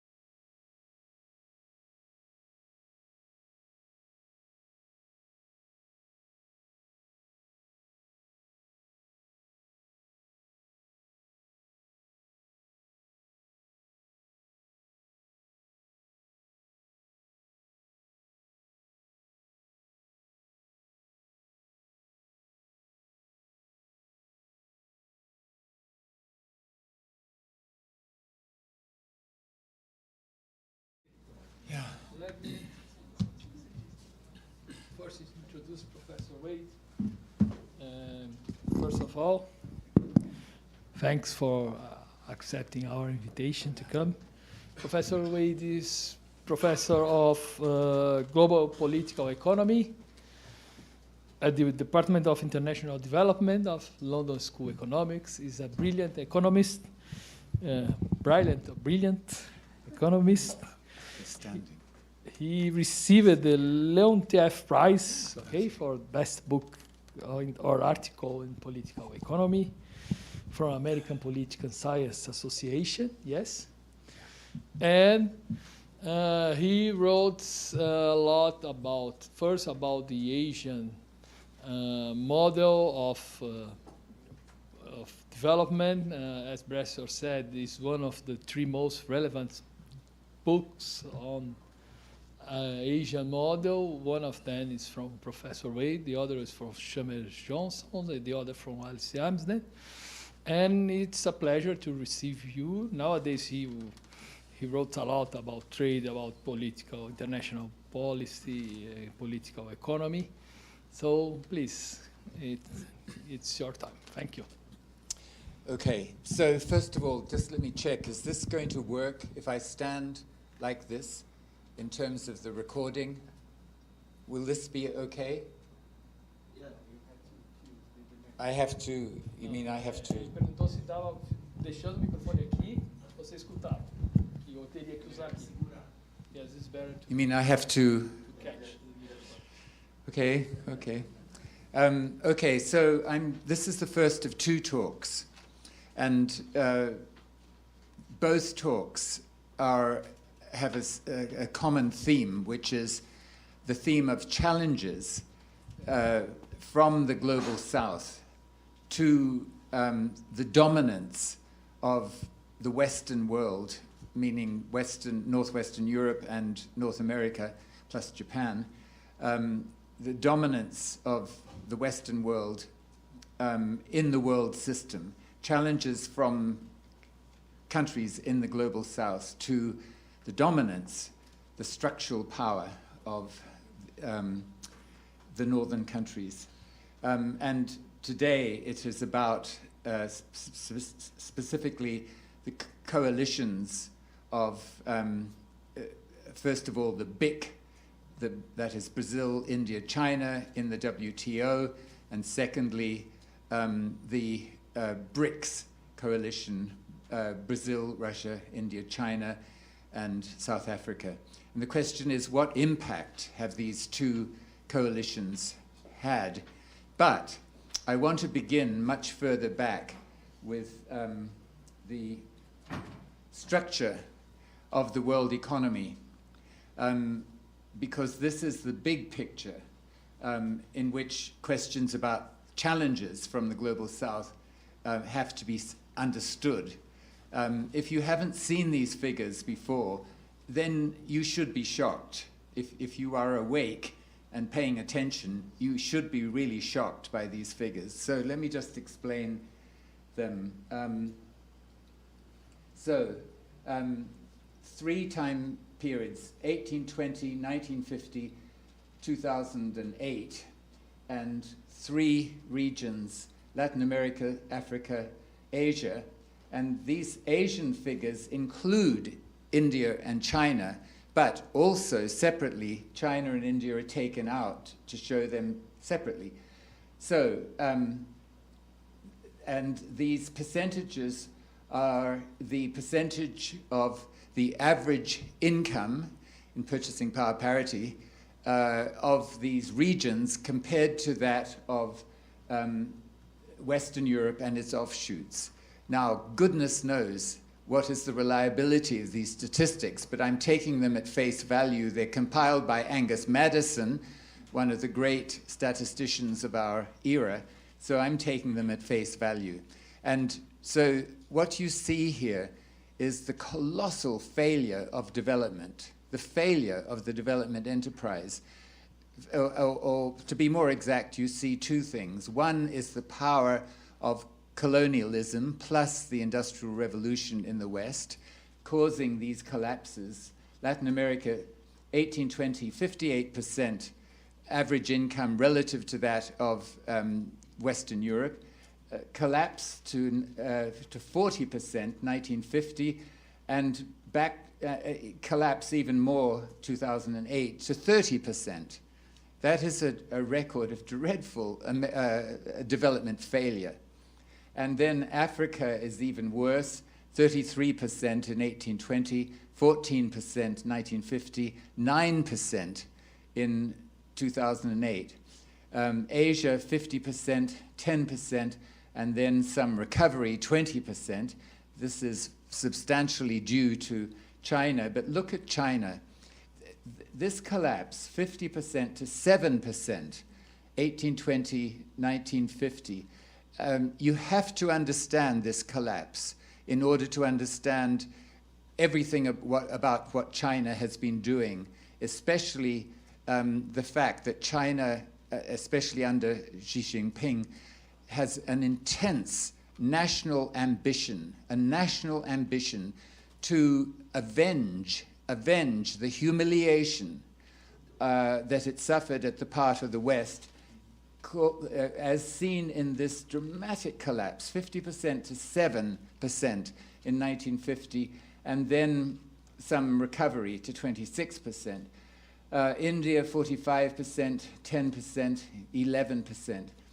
So, I worked for a long time at the Institute of Development Studies. I'm now in a Department of International Development, but I swear that most of my colleagues have no understanding of this big picture. They think, development, big success, all this effort by us Westerners to help people in the global South. Yeah, there have been some problems, but basically, look at the poverty, extreme poverty figures. This is a great success story. But no, this is a record of failure. And here's another example of basically the same point. Again, if you don't know these figures, these trends already, you should be shocked. So I'll just explain. This is the global South divided into 7 regions, together with the average. And it shows from 1970 through till more or less today, 1970 till today, the average income of these regions relative to that of the North. And so, if development was successful, even in one region, you would expect to see trends going up like this. From low levels in 1970, catching up, converging with the North. Instead, what do you see? You see flat lining, basically. You see, this is Latin America. No, wait a minute. Which is Latin America? These two are Latin America and the Middle East and North Africa. And this is oil, of course. This yellow one is oil. So not really development. And this is Latin America, the most successful of the regions. But look, only for a brief period between 1970 and today did even Latin America's average income rise above 20% of that of the average of the North. And then all these other regions here just flatlining way down, like below 15%. By the way, this excludes China. Yes, that's an important qualification. But so let me just show you some more country trends. All this is by way of providing the context, the larger context for the challenges of countries in the global South to the rule-making of countries in the North. So this is Latin America, average income of countries relative to the US, measured in, again, purchasing power parity terms. And it starts in 1950 through till 2010. So these figures are a bit out of date. They end in 2010. But even today, the picture would not be so different. This is the Latin American trend, mostly down or flatlining in the later period.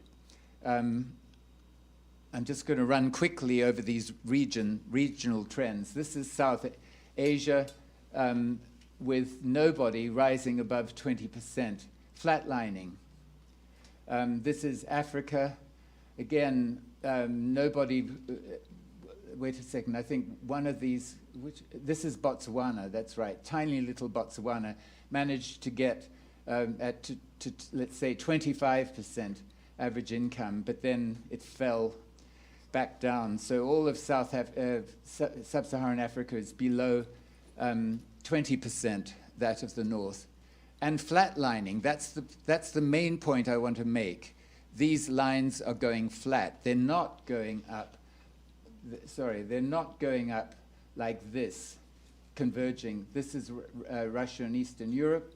And finally, here's the great success story, so to speak, which is to say Northeast Asia. These are the Northeast Asian countries, and they have really converged. This is the Convergence Club. But even Southeast Asia, yes, it's converging, but it's converging very much more slowly. But still, it's converging fast relative to the other regions of the world. So this is the broad context.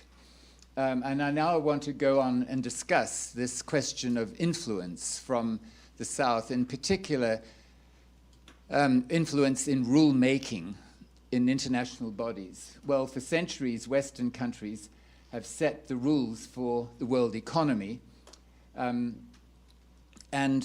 they've been very happy. Western countries have been very happy at the lack of challenge from developing countries, because that sustains their position at the top. But this lack of challenge from developing countries reflects the reluctance of the peripheral states, developing countries, to cooperate amongst themselves. That's the key point that I want to make. Certainly, this is the second main key point I want to make. Developing countries have been very reluctant to cooperate amongst themselves in a way that would challenge the dominance of Western countries. Let me just spell this out in a bit more detail. If you take medium-sized countries by population as being countries that have more than 100 million population, but are below China and India, I'm calling those medium-sized countries by population, not India and China, and above 100 million people. There are 12 such countries. Of those 12, the US, Russia, maybe Japan have some influence on global policy, but the other 9 or 10 don't, and that includes Brazil. Brazil might have some. I'll show you a little bit of influence from Brazil later, but basically the influence is concentrated very much in the north. And then there are 120 countries with less than 5 million people, and those countries have about zero influence on global policy. But there have been, it's important to qualify what I've just been saying with the fact that there have been coalitions, regional-based, I want to stress regional-based organizations of developing countries, and also the regional-based ones for the Anglosphere and, of course, for Europe. But I'm thinking of ASEAN, Mercosur. I'm thinking of ones in Eurasia dominated by Russia, the African Union, the Arab League. And then the question is, again, what global governance impacts have these ones from developing countries had? And my short answer is not much. The world remains unipolar, not in economic terms, but in political terms. Global politics is still very much dominated by the North. It's striking to me that there's no regional grouping such as this for Northeast Asia. That is, Japan, Korea, and Taiwan are not grouped have not formed a regional cooperation, let alone one which would include China. So now I want to come on to cross-regional coalitions of developing countries, DC's developing countries, and the ones that I referred to earlier, the BICS, Brazil, India, China in the WTO, and the BRICS at summit level, that is political leaders level, and also at the level of the IMF. And the question being, what impacts have these coalitions had, which are separate from the influence of individual countries on their own? What impact have they had as coalitions, as cooperatives, as clubs? So I'm going to talk now about the BIC in the WTO. So let me just run over some background to the WTO. You remember the GATT was formed in 1948, and it institutionalized neoliberal economics as the guiding force of international trade rules. Right from the beginning, neoliberal economics was institutionalized. This was in Geneva, and Geneva at that time was a hotbed, was a hub, a global hub of neoliberal economics. And then, so the GATT organized several rounds of trade liberalization, and the last one was the Uruguay round from 1986 to 1994.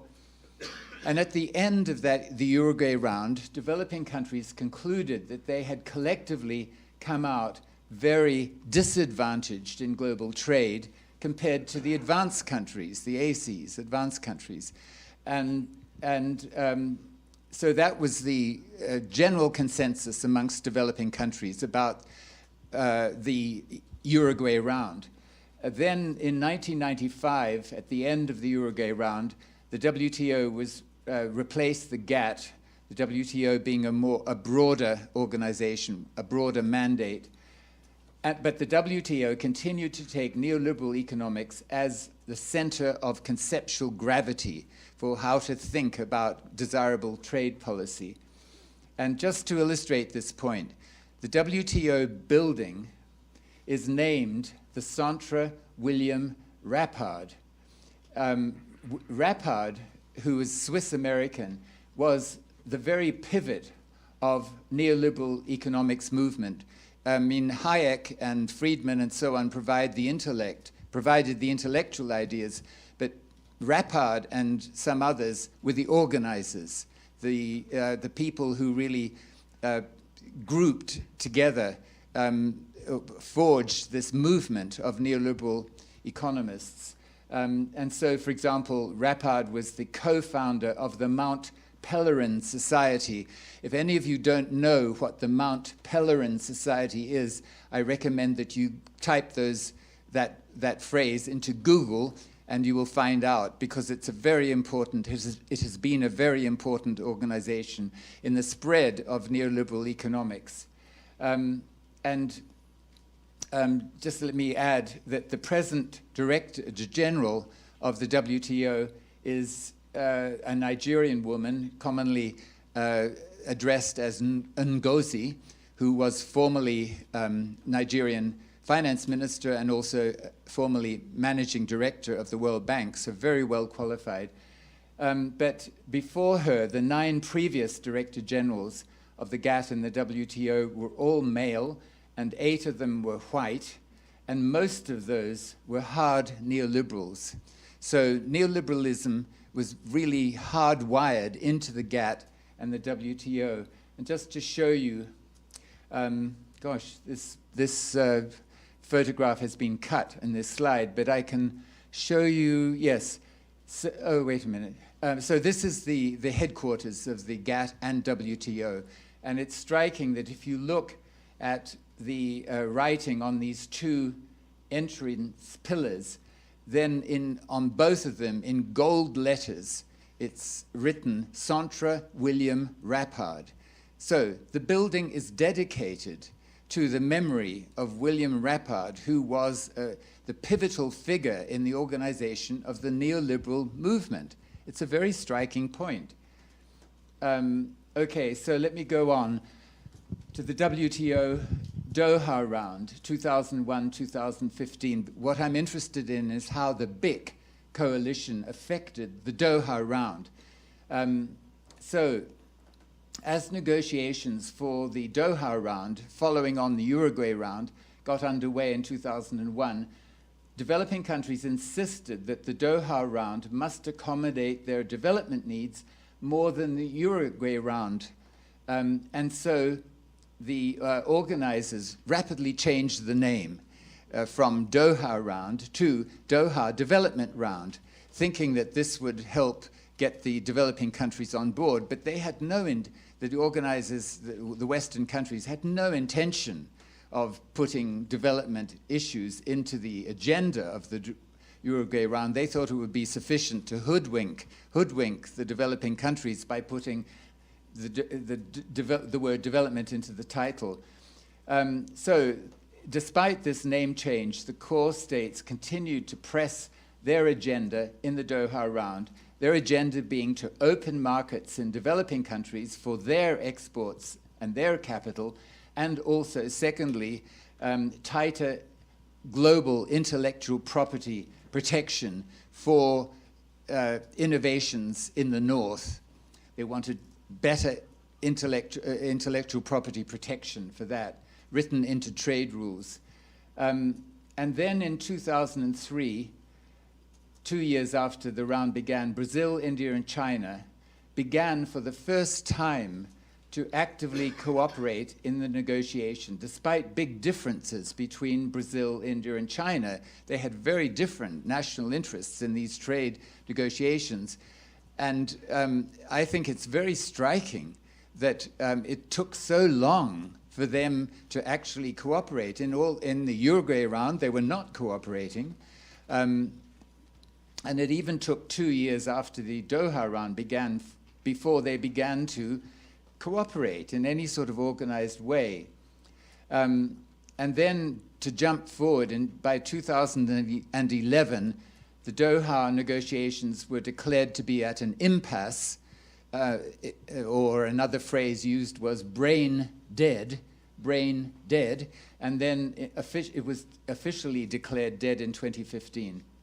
And so the bottom line point is that for the first time since the start of GATT in 1948, the North Atlantic states were not able to dictate the outcomes in international trade negotiations. This is the first time.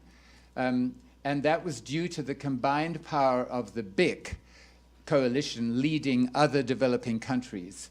But equally, the BIC were unable to get their will. They were able to block the rule-making by the North, but they were not able to get their rules adopted by the collectivity, the WTO collectivity. So I want to elaborate a bit on this point. So in the GATT and the WTO, until the early 2000s, negotiations about trade rules were conducted by the Quad, and that is to say that representatives from the US, the EU, Japan, and Canada sat in rooms and negotiated and reached agreements, and then these agreements were more or less imposed on everybody else. Notice that there were no developing countries in this Quad. This was the West setting the rules for the world. And then in 2003, Brazil and India mobilized a coalition of developing countries to block US and EU proposals on agriculture and to propose alternatives to the Western proposals on agriculture. And secondly, the second thing that happened, India and China came together to form another coalition of other developing countries to secure what was called a special products exemption, or SP exemption, from tariff cuts, meaning that it would become possible for developing countries individually to identify special products which they could continue to give tariff protection to. they wanted that special products exemption from tariff liberalization written into the rules of the Doha Round. And secondly, they wanted more exemptions for developing countries in the spirit of special and differential treatment. That is to say, they wanted the scope of this principle of special and differential treatment expanded so that developing countries would have wider room for getting exemptions from the rules that the West was trying to impose upon the whole world. This phrase, special and differential treatment, is fundamental to understanding what happened in the Doha Round, and I'm going on to explain this. So, by 2004, remember that the big pairs of big countries were leading these coalitions of large numbers of developing countries. And by 2004, it was clear that Brazil and India had to be in the inner negotiating group for the Doha Round if any sort of overall trade deal was to be reached. Some countries, the leading countries of the South, had to be brought in, although the West didn't want to do that. And so a new quad was formed, namely the US, EU, Brazil, and India. The US did not want China in, and China was also rather ambivalent about whether it wanted to be in. But then in 2008, China was added into the inner group to make 5. So the new, it was never called a pentagon, but it should have been called a pentagon, with the US, EU, Brazil, India, and China. And I find it striking that in 2008, China wanted to deal with the advanced countries as a member of a developing country alliance. And I'll flesh out that point in a minute, why China decided to identify with a developing country group rather than try to kind of get a special status for itself in terms of the US recognizing China as a sort of almost an equal to the US, which some currents in China were trying to push towards. These currents in China had the ambition of creating a G2 to rule the world, namely the US and China sitting together to set the rules for the whole world. That was one current in China, but that current was overruled by those in China who wanted to align China with the developing world rather than with the Western world. So the central hot issue through all of this was special and differential treatment, SDT. This was a red hot issue. The developing countries agreed that the Doha Round rules had to allow special and differential treatment for developing countries precisely because they were developing countries and they could not be expected to compete on equal terms with Western countries. They should not be required to make equal exchange of concessions with the advanced countries. And what that meant was, under special and differential treatment, they should have reduced liberalization commitments, they should have greater flexibilities, they should have longer implementation times. Now, the US and other Western countries did not like this at all. They said, we accept the principle of special and differential treatment, but only for low-income developing countries like Mali or Niger or you name it, or maybe Congo, who knows. Only for those kind of countries should there be any special and differential treatment. All the rest should be subject to the same rules as us Western countries. But the BIC and other developing countries rejected this narrowing of the scope of SDT. And this was the issue. This is the important point. This issue of the SDT, the scope of the SDT, was the issue that provided the glue that held the BIC coalition together despite big differences between Brazil, India, and China in what they wanted. but overriding these big differences was the fact that these three countries all wanted special and differential treatment to apply to them and not only to Niger and Mali. So this is why I call the BIC a coalition of the unwilling. But it lasted. They were unwilling to cooperate, but they did cooperate. And so this is an interesting explanation from a Chinese negotiator about why China went with the developing countries and didn't try and forge its own path.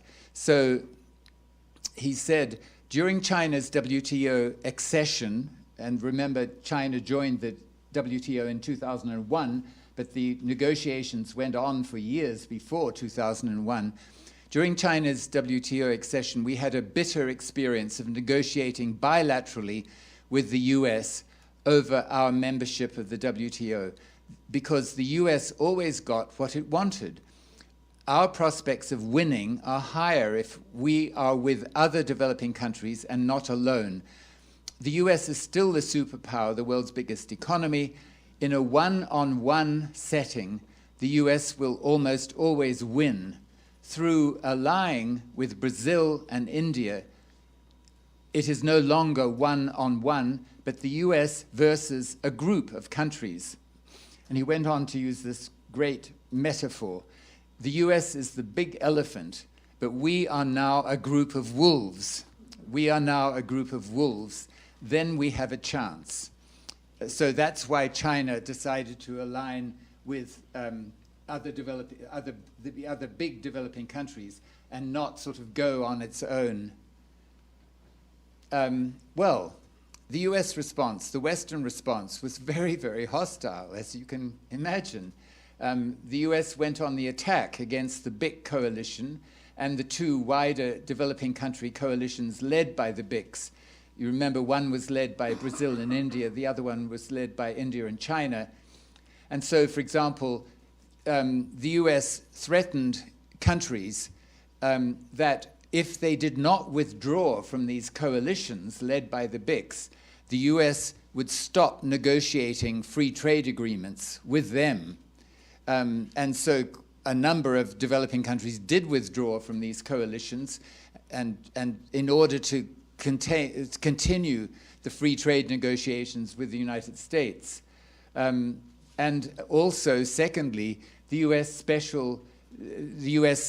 tried to bribe categories of developing countries by offering special provisions for subcategories of developing countries which withdrew from these BIC-led coalitions. And so the US negotiator explained this strategy of bribing categories of developing countries. He said, we are bribing the little guys, and we don't really care about those. Remember, there are 120 countries in the world with less than 5 million people. And he went on to say, we don't care about those little guys. We care about the advanced developing countries like Brazil, India, and China. However, I have to make a really important qualification to what I've been saying, which is that many low-income developing countries joined the US and the West in opposing special and differential treatment for the big developing countries like Brazil, India, and China. That's important. So it wasn't that there was a unified group of developing countries led by the BIC opposed to the West. And the reason is obvious, because low-income developing countries argue that the value to them of special and differential treatment is diluted if the preference is also shared with the mega countries like China. So it was difficult to keep the BIC coalition leading the whole block of developing countries, and the US and other Western countries were able to play on these fundamental differences of interests within the block of developing countries. And that's what happened. So now we come to the end of the Doha Round in 2011. in the end, the Doha Round ended because the US simply walked away and said, if I'm allowed to say this word, fuck you, to the rest of the world, because it could not get its way sufficiently, and especially on this issue, that it was very, very angry that China had secured SDT status as a developing country, and the US said this is totally unacceptable, that China gets special and differential treatment. And as I've stressed, also quite a lot of low-income developing countries were also unhappy that China got special and differential status. So what we see in this whole experience is that the BIC Club demonstrated its power as a rule blocker, but not as a rule maker, because it blocked. The Doha Round came to an end without any kind of agreement. And since the Doha Round impasse in 2011, the WTO has been left negotiating smaller, less controversial issues. It's not been able to mount a big overall trade negotiation. The US has continued to be very hostile to the WTO in various kind of ways. That was the Trump administration, but equally the Biden administration. The Biden administration is as hostile to the WTO as the Trump administration, and you can understand why. The Chinese negotiator explained why. Why? Because the US gets much more power in bilateral negotiations than it does in multilateral negotiations. So that's basically the story of the WTO and the BIC. Now I want to come on to the Brics Coalition.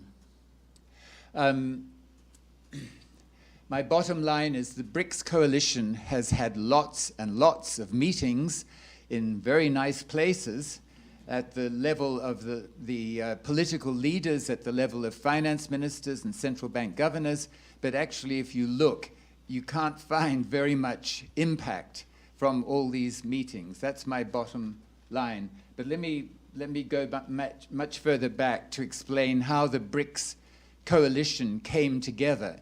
So begin with the 1997 East Asian financial crisis.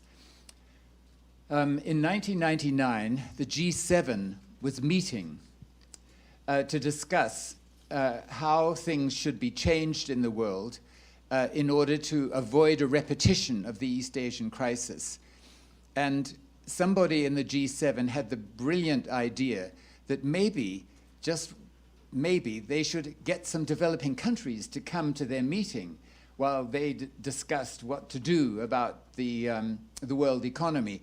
And so the G7 agreed that there should be formed a new grouping which would grow out of the G7 and be selected by the G7. That's an important point. The G7 selected the countries to be in the G20. If anybody is interested in how they selected them, then ask a question at the end, but I won't explain. But I mean, you can't believe how amateurish it was as to how those 20 countries were selected. That is, how the countries above the G7 were selected. How Argentina, for example, got in there.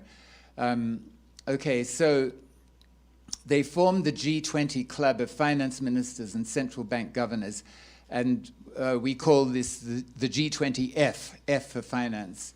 And that club included the BRICS, and it met every year thereafter. So the BRICS finance ministers and central bank governors met every year, but this is important. They did not see each other as a possible sort of club, as a coalition. They were just in the same room together, but they weren't meeting separately to coordinate what they wanted. And then in 2001, Jim O'Neill, who was then the chief economist of Goldman Sachs, married the BRICS with an acronym. That is, he was the one who coined this acronym BRICS. And the acronym caught on because it's a good sound in English. And he coined the acronym to describe hot investment destinations. So he wanted to draw attention to the world investment community, that here were 4 countries that were growing fast, had good prospects, and that's how they came to be kind of joined together. And Goldman Sachs formed a BRIC equity fund to take this whole idea forward. Then came 2008, the North Atlantic Financial Crisis, NAFC. By the way, I call, this is what generally called the global financial crisis. And that's very good, again, from the point of view of the West.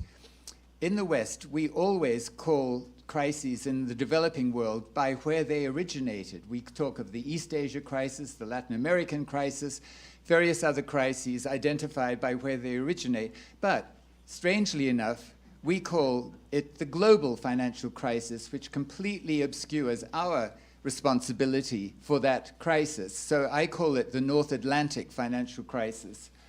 And at that time, 2008, the Bush government upgraded the G20F to G20 leaders. So the G20, the leaders of the G20 countries, then began to meet once or twice a year. And this again brought the BRICS leaders together, but still not a group, not forming a group amongst themselves to coordinate what they wanted. But what did happen in 2008 was that the BRICS finance ministers and central bank governors, they started to meet as a separate group for the first time, and they've continued meeting ever since. Then the following year, the BRICS leaders started to hold regular summits. And separately to that, they also started to meet separately on the side of the annual G20 leaders summits. So the BRICS leaders were actually meeting together twice a year. And it is striking that none of the leaders, including your terrible leaders, that is Temer and Bolsonaro, none of them have missed any of these meetings.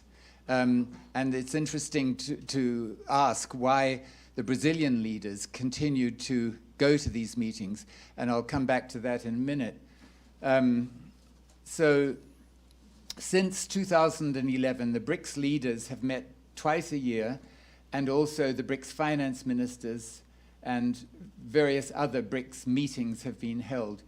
But my preliminary conclusion, as I signaled, is that these meetings have actually not resulted in significant changes in global financial and economic governance, at least not yet. So I want to come on now to the BRICS in the IMF. And the point is this, that in 2008, 2009, IMF executive directors, so these are representatives from the states.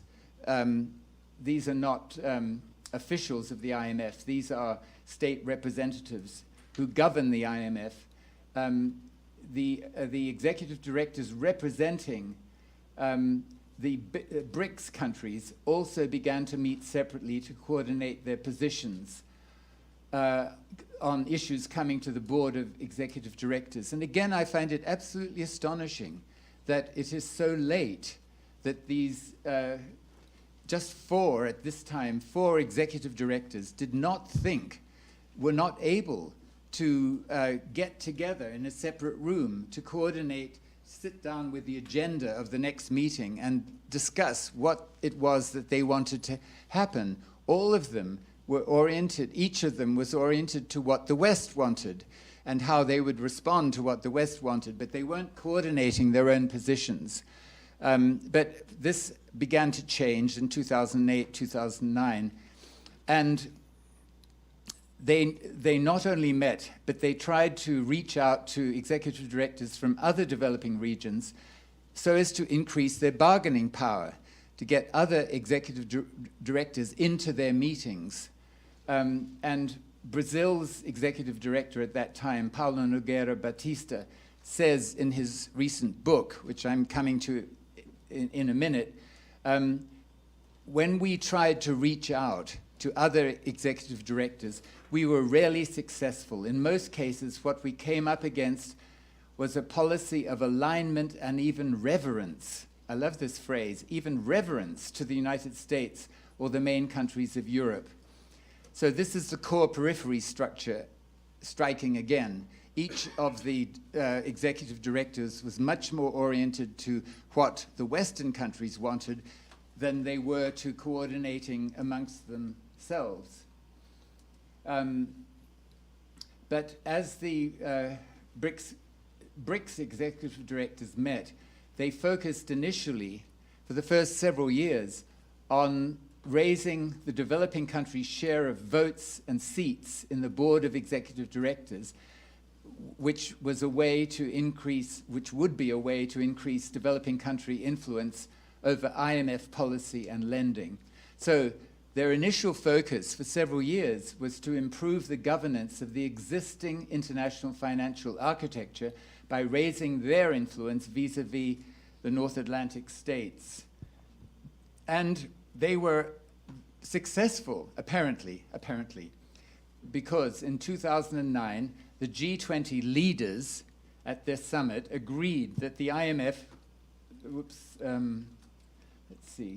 agreed that the IMF must shift at least 5% of votes from advanced countries to developing countries, number one. Number two, shift 2 seats on the 24-seat executive board from Western Europe to developing countries. And this was something that the US wanted very much. They thought Europe was way overrepresented. They kept saying, look, we, the United States, we have just 1 seat on the board. You, Europe, have about 5 seats on the board. You have to give up some seats to developing countries. So the US was very much on board with this second thing. It wasn't on board with this first one, however. So remember, the G20 leaders ordered the IMF to make these changes. And just in parenthesis, I'll draw your attention to the governance problem in this, because the G20 leaders are not in any sense a representative body. There is no representational structure in the G20, and they were ordering a body which is part of a representational structure, namely the executive board of the IMF, to do something, which is quite striking. Anyway, if we can talk about that in the questions if you want to. But anyway, so this is the result. Apparently, there was a 6.2% shift of votes from the advanced countries to developing countries. And to be more specific, in 2010, Managing Director Strauss-Kahn announced a shift of 6.2% of votes to developing countries, plus a shift of 2 seats on the executive board from Western Europe to developing countries. And this was subject to ratification in capitals. Strauss-Kahn described this as, quote, the most fundamental governance overhaul in the IMF's 65-year history and the biggest ever shift in favor of emerging market and developing countries. So this is great news from the point of view of the South. But not so fast, because as the years went by, it became clear that the actual shift of votes as sent to the capitals for ratification was much more modest than Strauss-Kahn said. In fact, the actual shift from the West to developing countries was only 2.8%, not 6.2%, and the balance was simply redistribution within the bloc of developing countries. So this was another one of those fuck you kind of ploys. And the second thing was that the US Congress was in no hurry to ratify this. In fact, it was negotiated in 2010. The US Congress did not ratify it until 2015.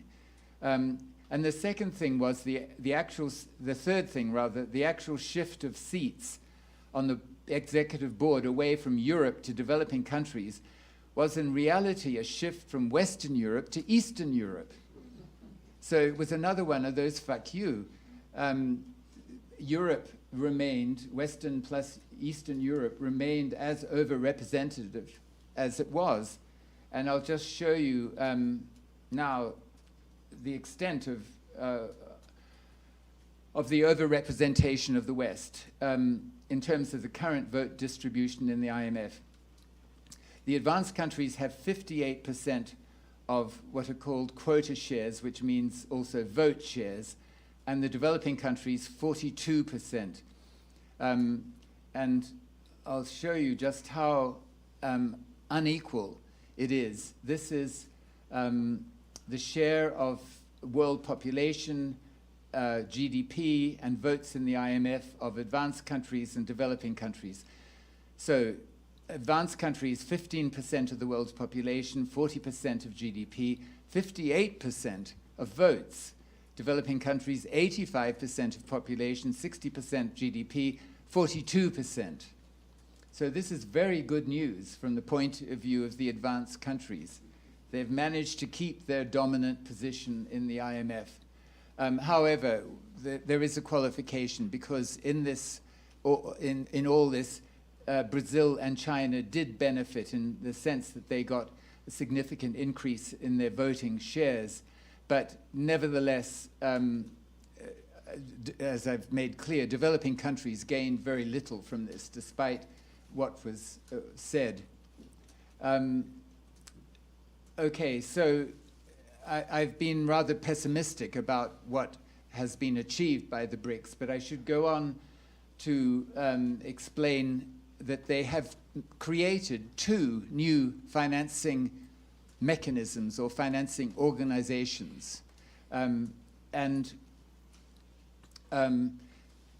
Their objective was to create their own financing organizations separate from the core, separate from the West, but to supply similar services to the services of the IMF and the World Bank, and then to open these new organizations to other developing countries.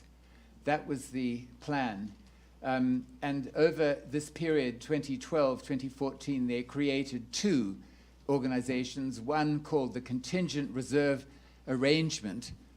It's a horrible name. How they came up with that name, I don't know, but it's very unmemorable, unjazzy, so to speak. But the point of this organization was to provide short-term financing to BRICS countries in foreign exchange difficulties, and hopefully later to open it to other developing countries.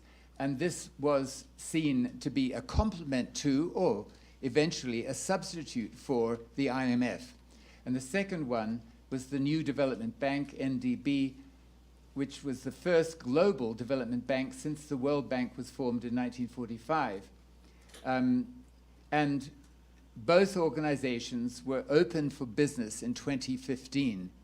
So if you remember, all this whole process of cooperation really began in about 2008, 2009, and it was in 2015 that they managed to get these 2 organizations onto their feet. Just now to say a little bit more about the contingent reserve arrangement, because this was very much the creation of Brazil.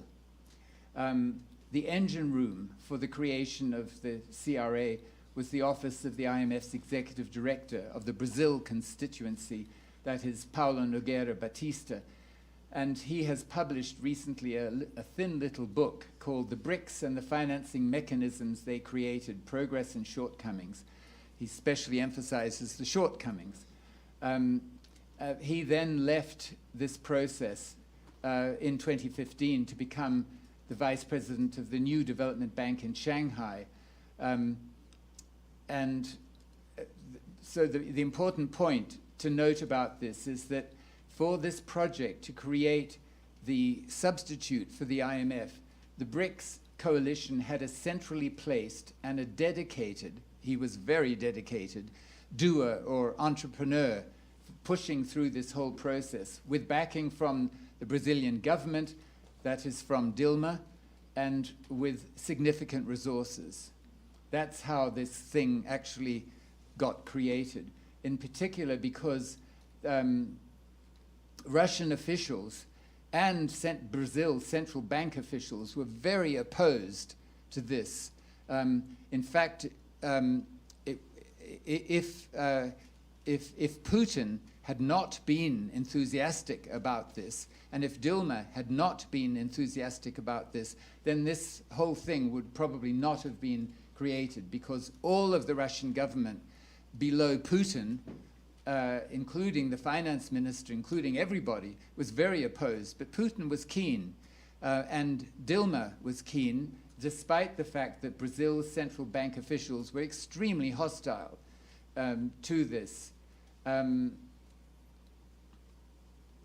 And then, so the bottom line, what has been the result of the CRA?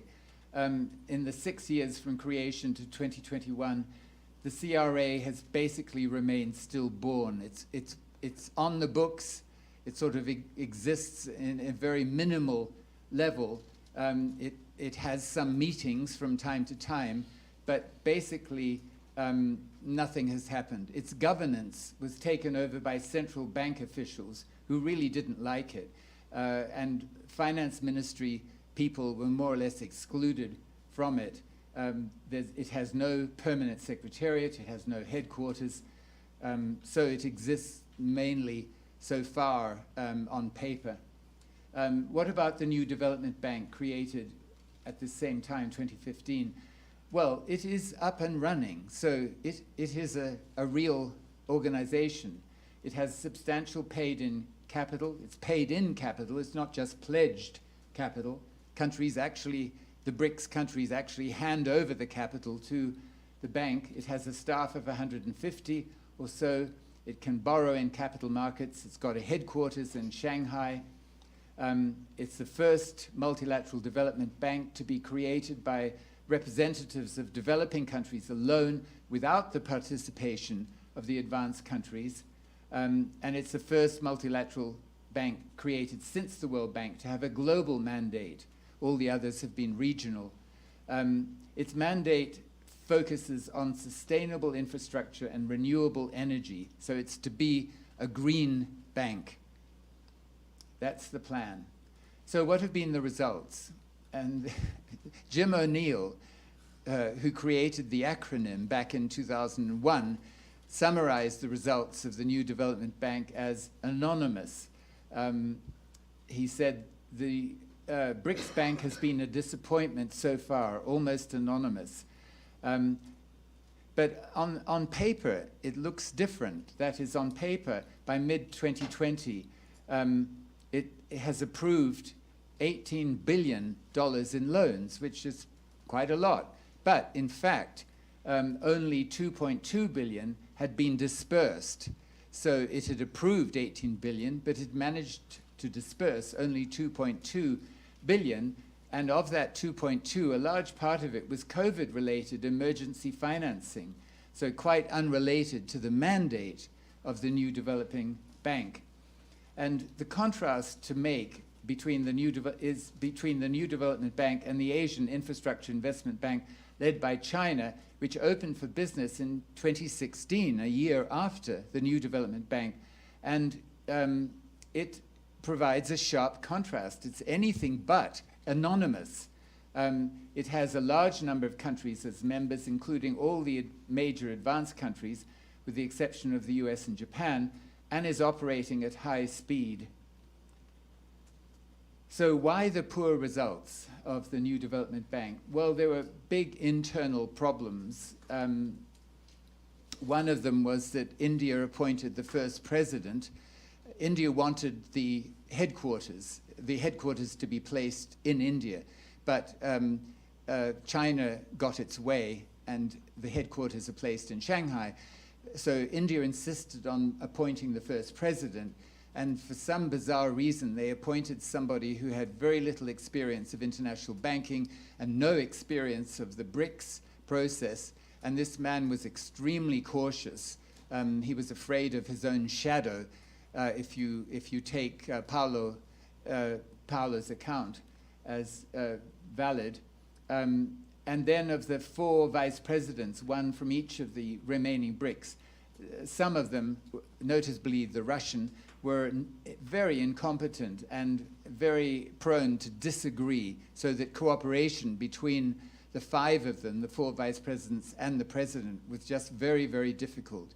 But also, there were massive geopolitical obstacles, which are not at all surprising. First of all, the deterioration of relations between China and India, especially after China launched the Belt Road Initiative in 2013 to make infrastructure alliances, and began to make infrastructure alliances all around India, so that India began to feel contained by China with these infrastructure alliances in Sri Lanka and in Pakistan and various other places. India began to feel threatened by China in this way, and then there were the conflicts up in the Himalayas, actually military conflicts in the Himalayas. So that was very problematic.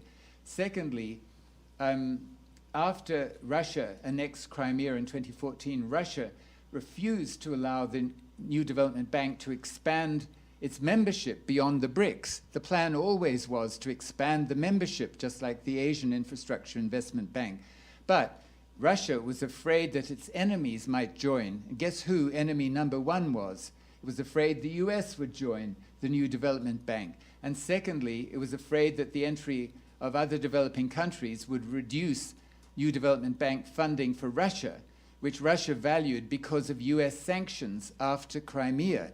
Russia came to depend heavily on financing from the New Development Bank, didn't want other countries coming in to dilute its funding. And then, of course, the political crisis in Brazil with Dilma ousted in 2016, and her successors, Temer and Bolsonaro, were in bed with the US. And secondly, the political crisis in South Africa, Zuma, who had been a strong champion of the New Development Bank, he was ousted in 2018. So all kinds of turmoil. But I think that the BRICS Club, the coalition, will continue because there are such strong motivations for cooperating. They see themselves as large and important nations whose interests and views have been largely ignored by the West. Secondly, the other countries very much want to stay in a coalition with China because they get good access to China through this coalition. And even Brazil's Temer and Bolsonaro governments, so anxious to get into bed with the United States, they remain in this BRICS process because this gives them another way to stay in the good books of Brazil's biggest trading partner. That's the second motivation. Russia is keen to support BRICS cooperation because of US hostility and sanctions. China, as I mentioned before, at least strong coalitions in the Chinese state would like to sit with the US at the top table of world governance to make a G2, but the US refuses. And therefore, that gives China more interest in cooperating with the BRICS and other developing countries. If the US was to accommodate China more, then China would be less interested in cooperating with the BRICS, because China does not regard itself as a developing country. But so basically, I'm going to cut this short. The results have been quite, of these coalitions, the BIC and the BRICS, have been quite modest. This is Paulo Nogueira Batista saying, BRICS cooperation among IMF EDs has died away since 2019. And that sort of encapsulates the sense of a lack of momentum, a lack of build-up in this whole process. And we see that even in the terms of the financing mechanisms, which got a lot of headlines, not much has happened. But I should add that the two big recent successes at the 2022 summit just a couple of months ago, the leaders agreed to create, one, a task force to explore new international payments methods that do not rely on the dollar, and two, a network of BRICS think tanks. So there's to be a network of BRICS think tanks. I said that these were great achievements, but of course they're not great achievements. They're very, very modest achievements. So I'm afraid to conclude with, on a pessimistic note, that so far, although the BRICS are institutionalized, they will continue to meet, but they haven't achieved very much. At least that is my conclusion. Thank you.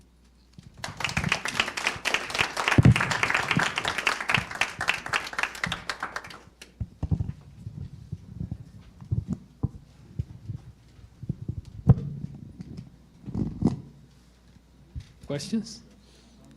Any comment? No? Okay. I will ask a question for Robert. You told about the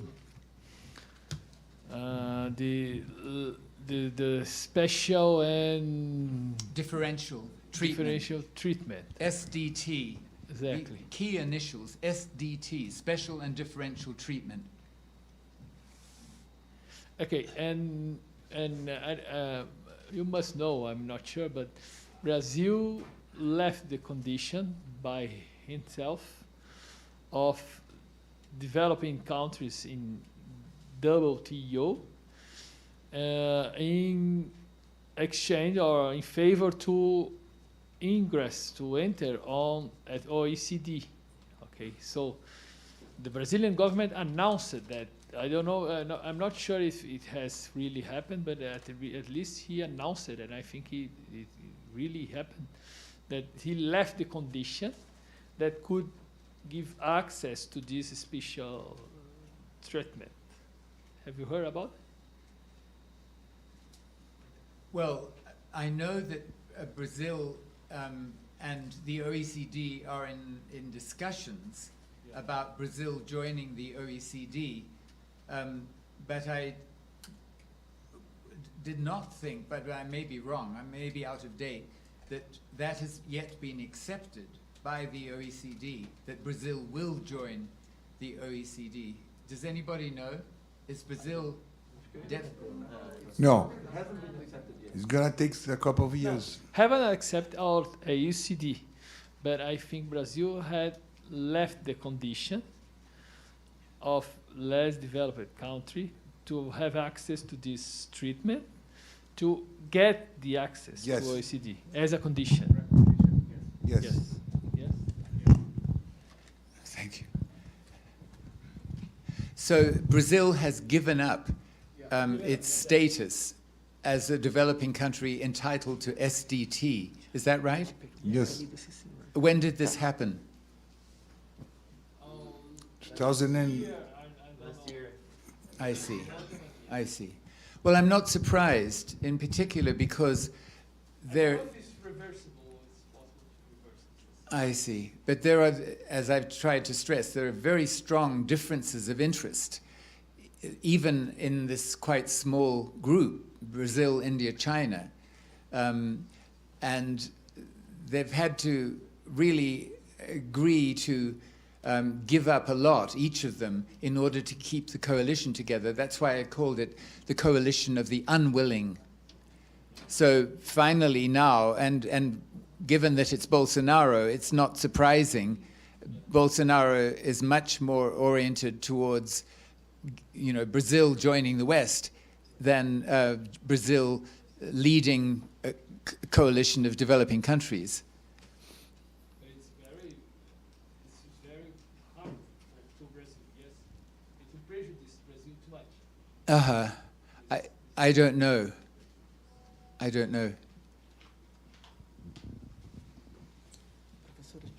I said that the decision will be very bad to Brazil because we cannot practice high tariffs, import tariffs anymore with this decision, and you don't have this special treatment. Yes. And that reflects the lack of influence so far of new developmentalism. Oh yeah, exactly. Exactly.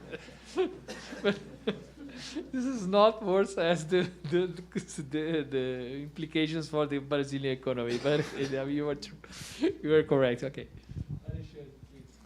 well, Well, I'm afraid to express a too Brazilian narrow point of view, so I'd like to see what you think.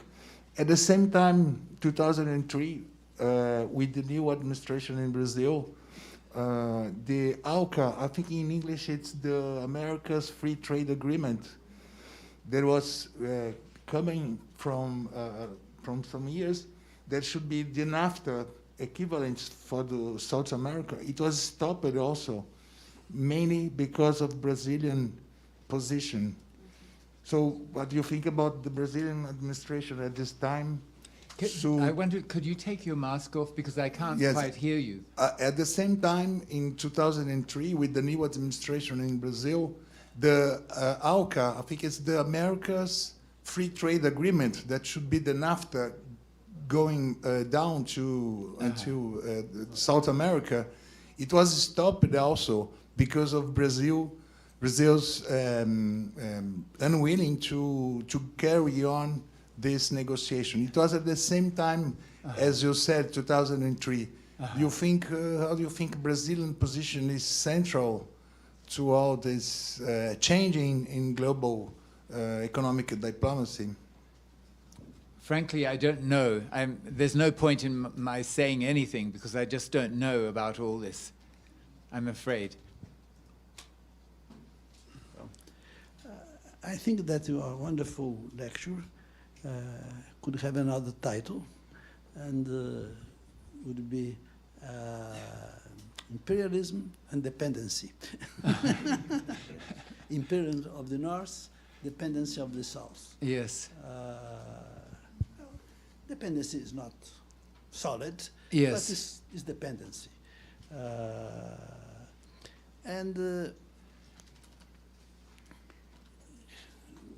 You start from an assumption that I think it's important, that interests of the rich countries of the North are different. Yes. I would say that especially they fear the competition from the South. They fear that for long, since the Brics appeared in the 70s.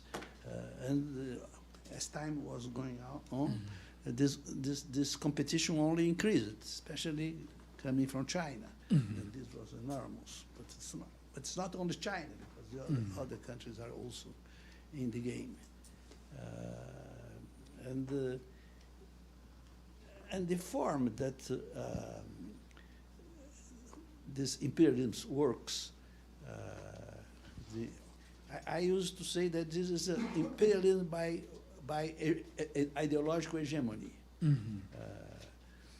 They have also force, pressures, but for sure.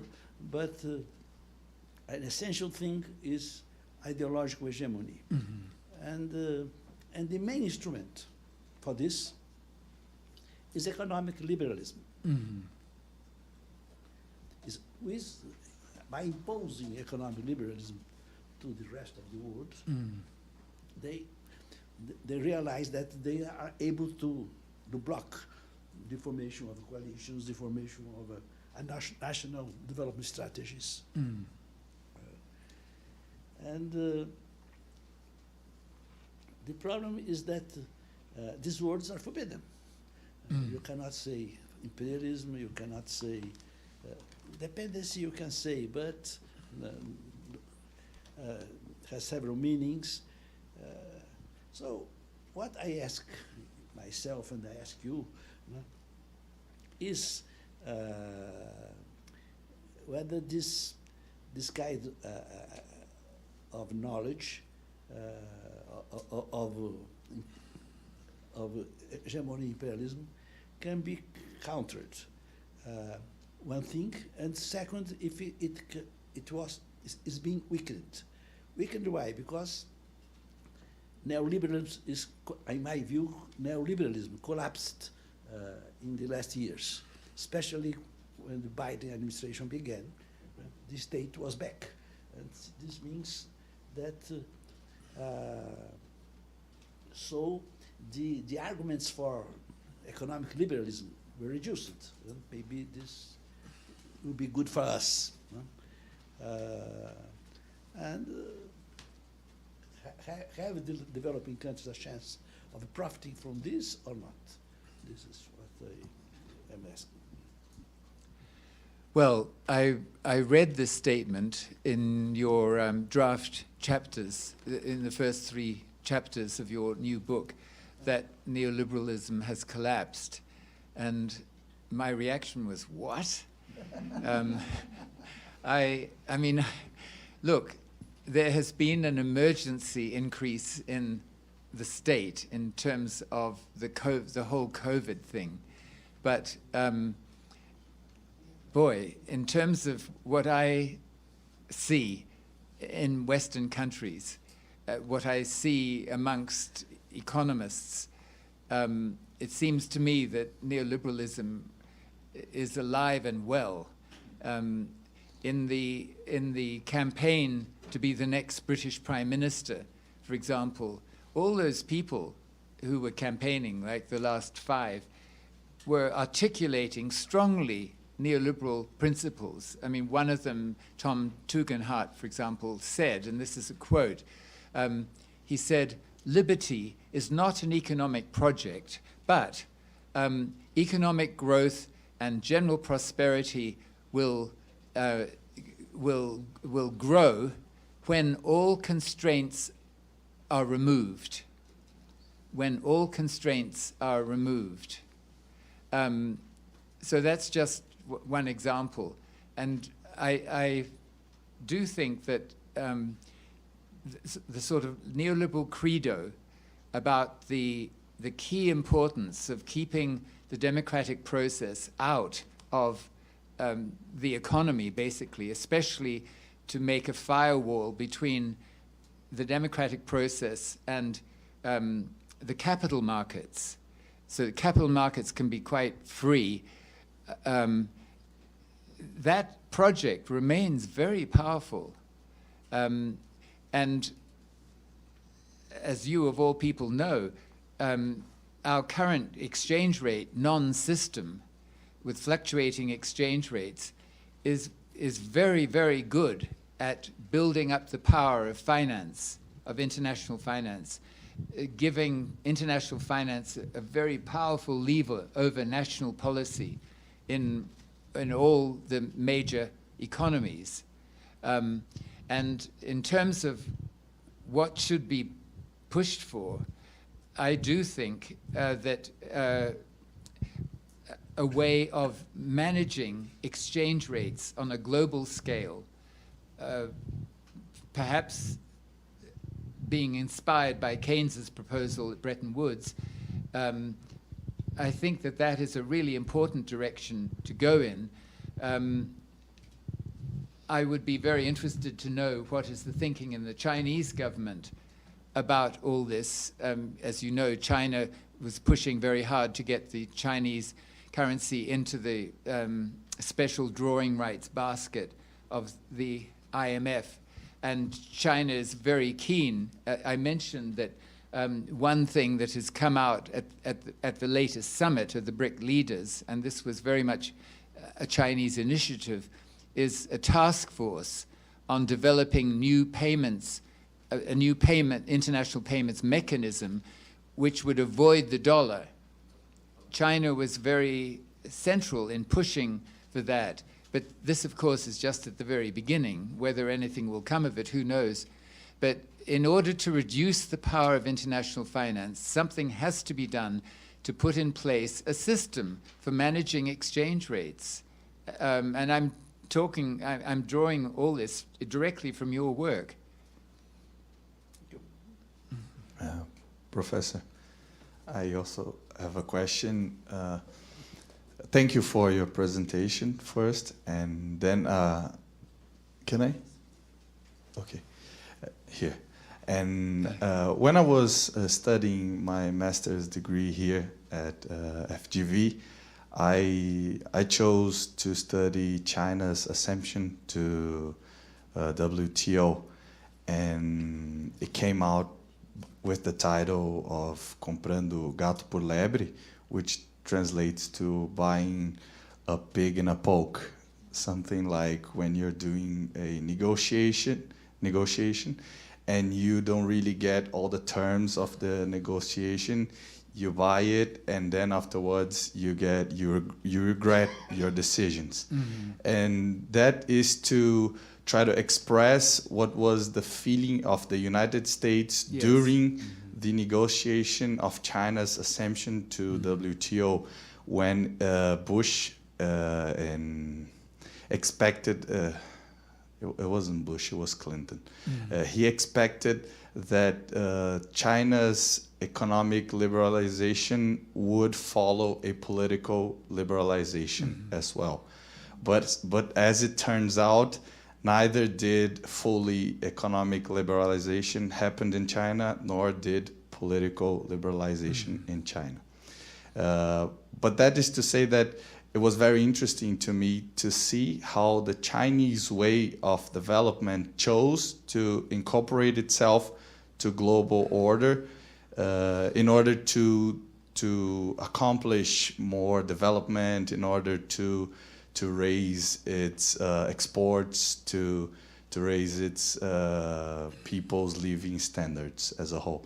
So my question to you is, do you think that for Brazil nowadays, would it be better to try to follow this road of incorporating itself in global order and global financial institutions, or would it be better if we try to follow our own path, maybe saying, as you sir mentioned, fuck you to WTO and other institutions, and try to make our own economic policy? And I mean, that's my question. Thank you. Well, first of all, I feel very much an outsider in talking anything about Brazil. I make a big distinction between myself and the many people I know and knew at the World Bank and the IMF. They happily get off the plane in a country they've never been in, and immediately they know that there's a structural adjustment recipe that this country should be doing. And when they go back to Washington, they just take some document and they change the country name and they change some figures, but it's basically the same recipe. And the problem with the problem for a country like Brazil, I would say, is that it has to do both of what you just suggested at the same time. That is to say, it has to, yes, try and become more integrated into the Western world to get a seat in those tables, such as the OECD, for example. But it also has to not be, what's the word, brainwashed into the thinking that is dominant in those countries. It has to try and bring a different voice into those top tables. But you know, if you think of Bolsonaro, that's just not going to happen.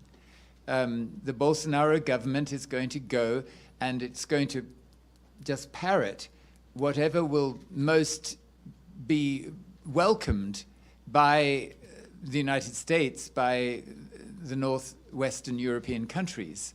It won't try and bring a new developmentalism kind of voice into those forums, but that's what it should be doing.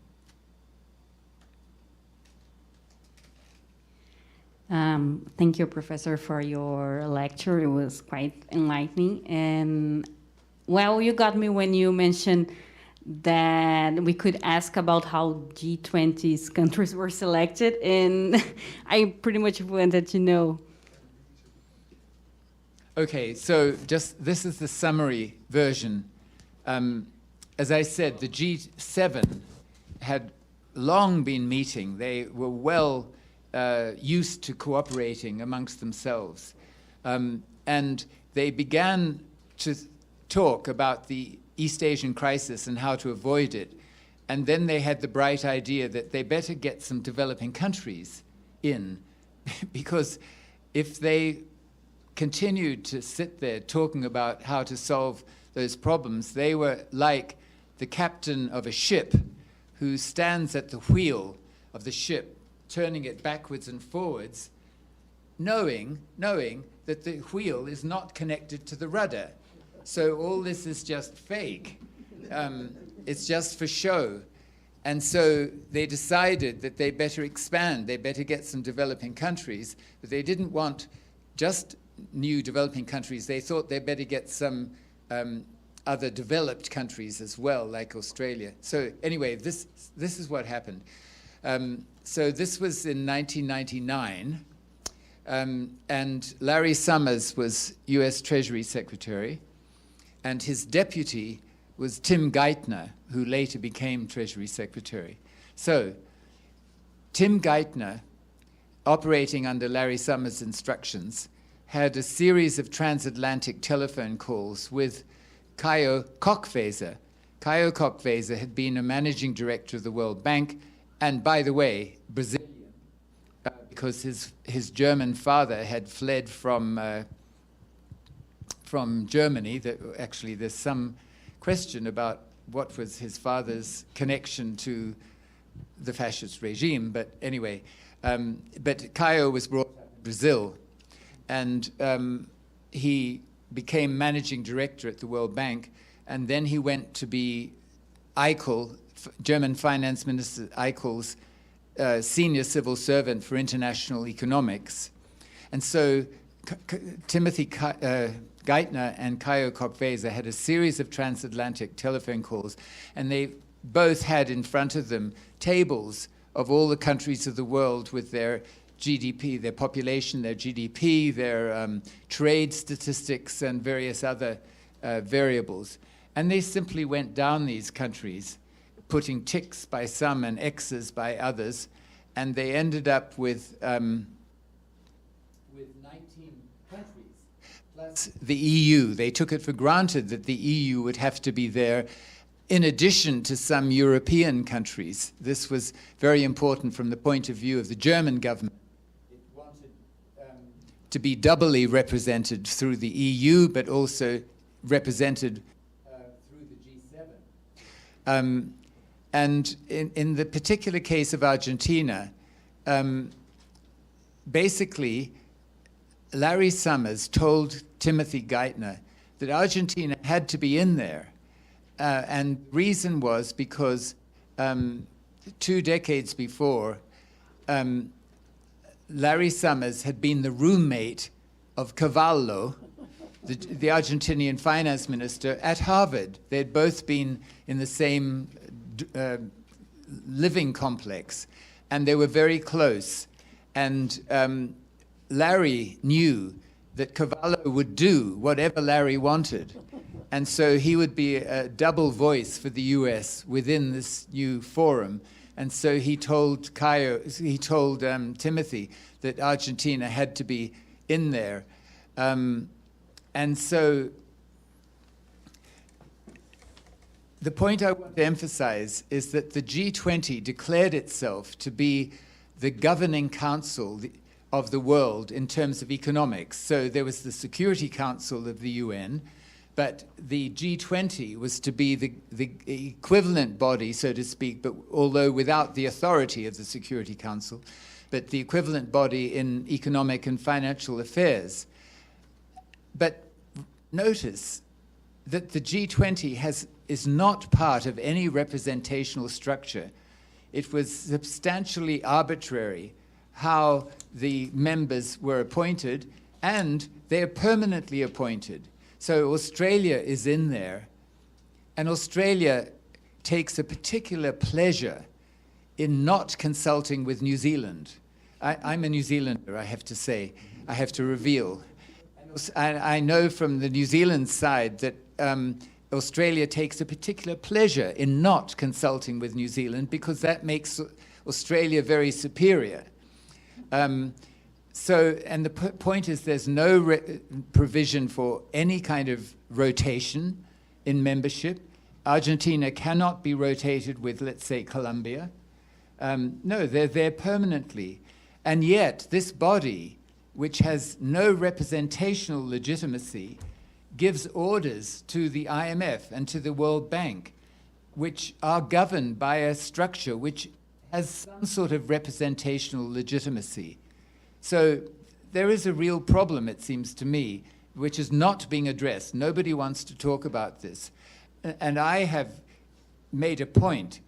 I've published essays on this general theme. I've made a point going to developing countries or talking to people from developing countries, let's say from Nigeria, because remember, Nigeria is permanently excluded, South Africa is permanently included, Ethiopia is permanently excluded, South Africa is permanently included.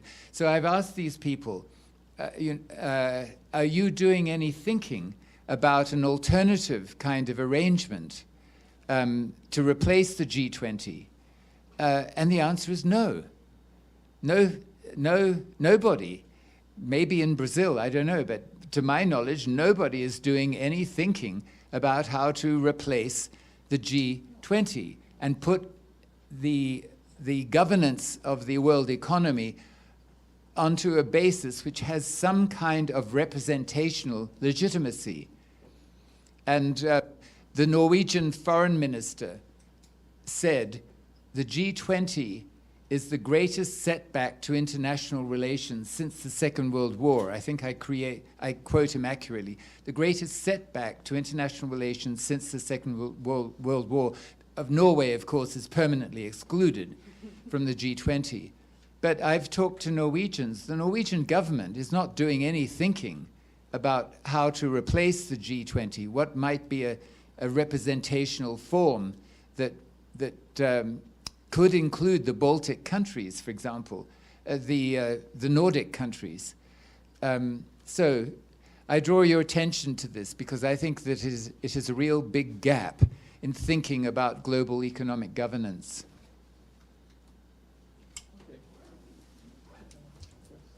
Thank you. Okay, shall we break? Yeah. Thanks very much.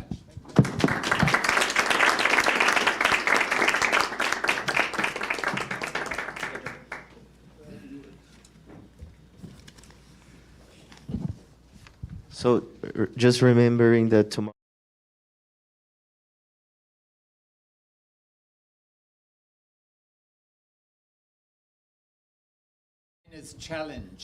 China's challenge to the US and the West. Very interesting. And let's be on time because Yeah, and we will start on time because he will have to go to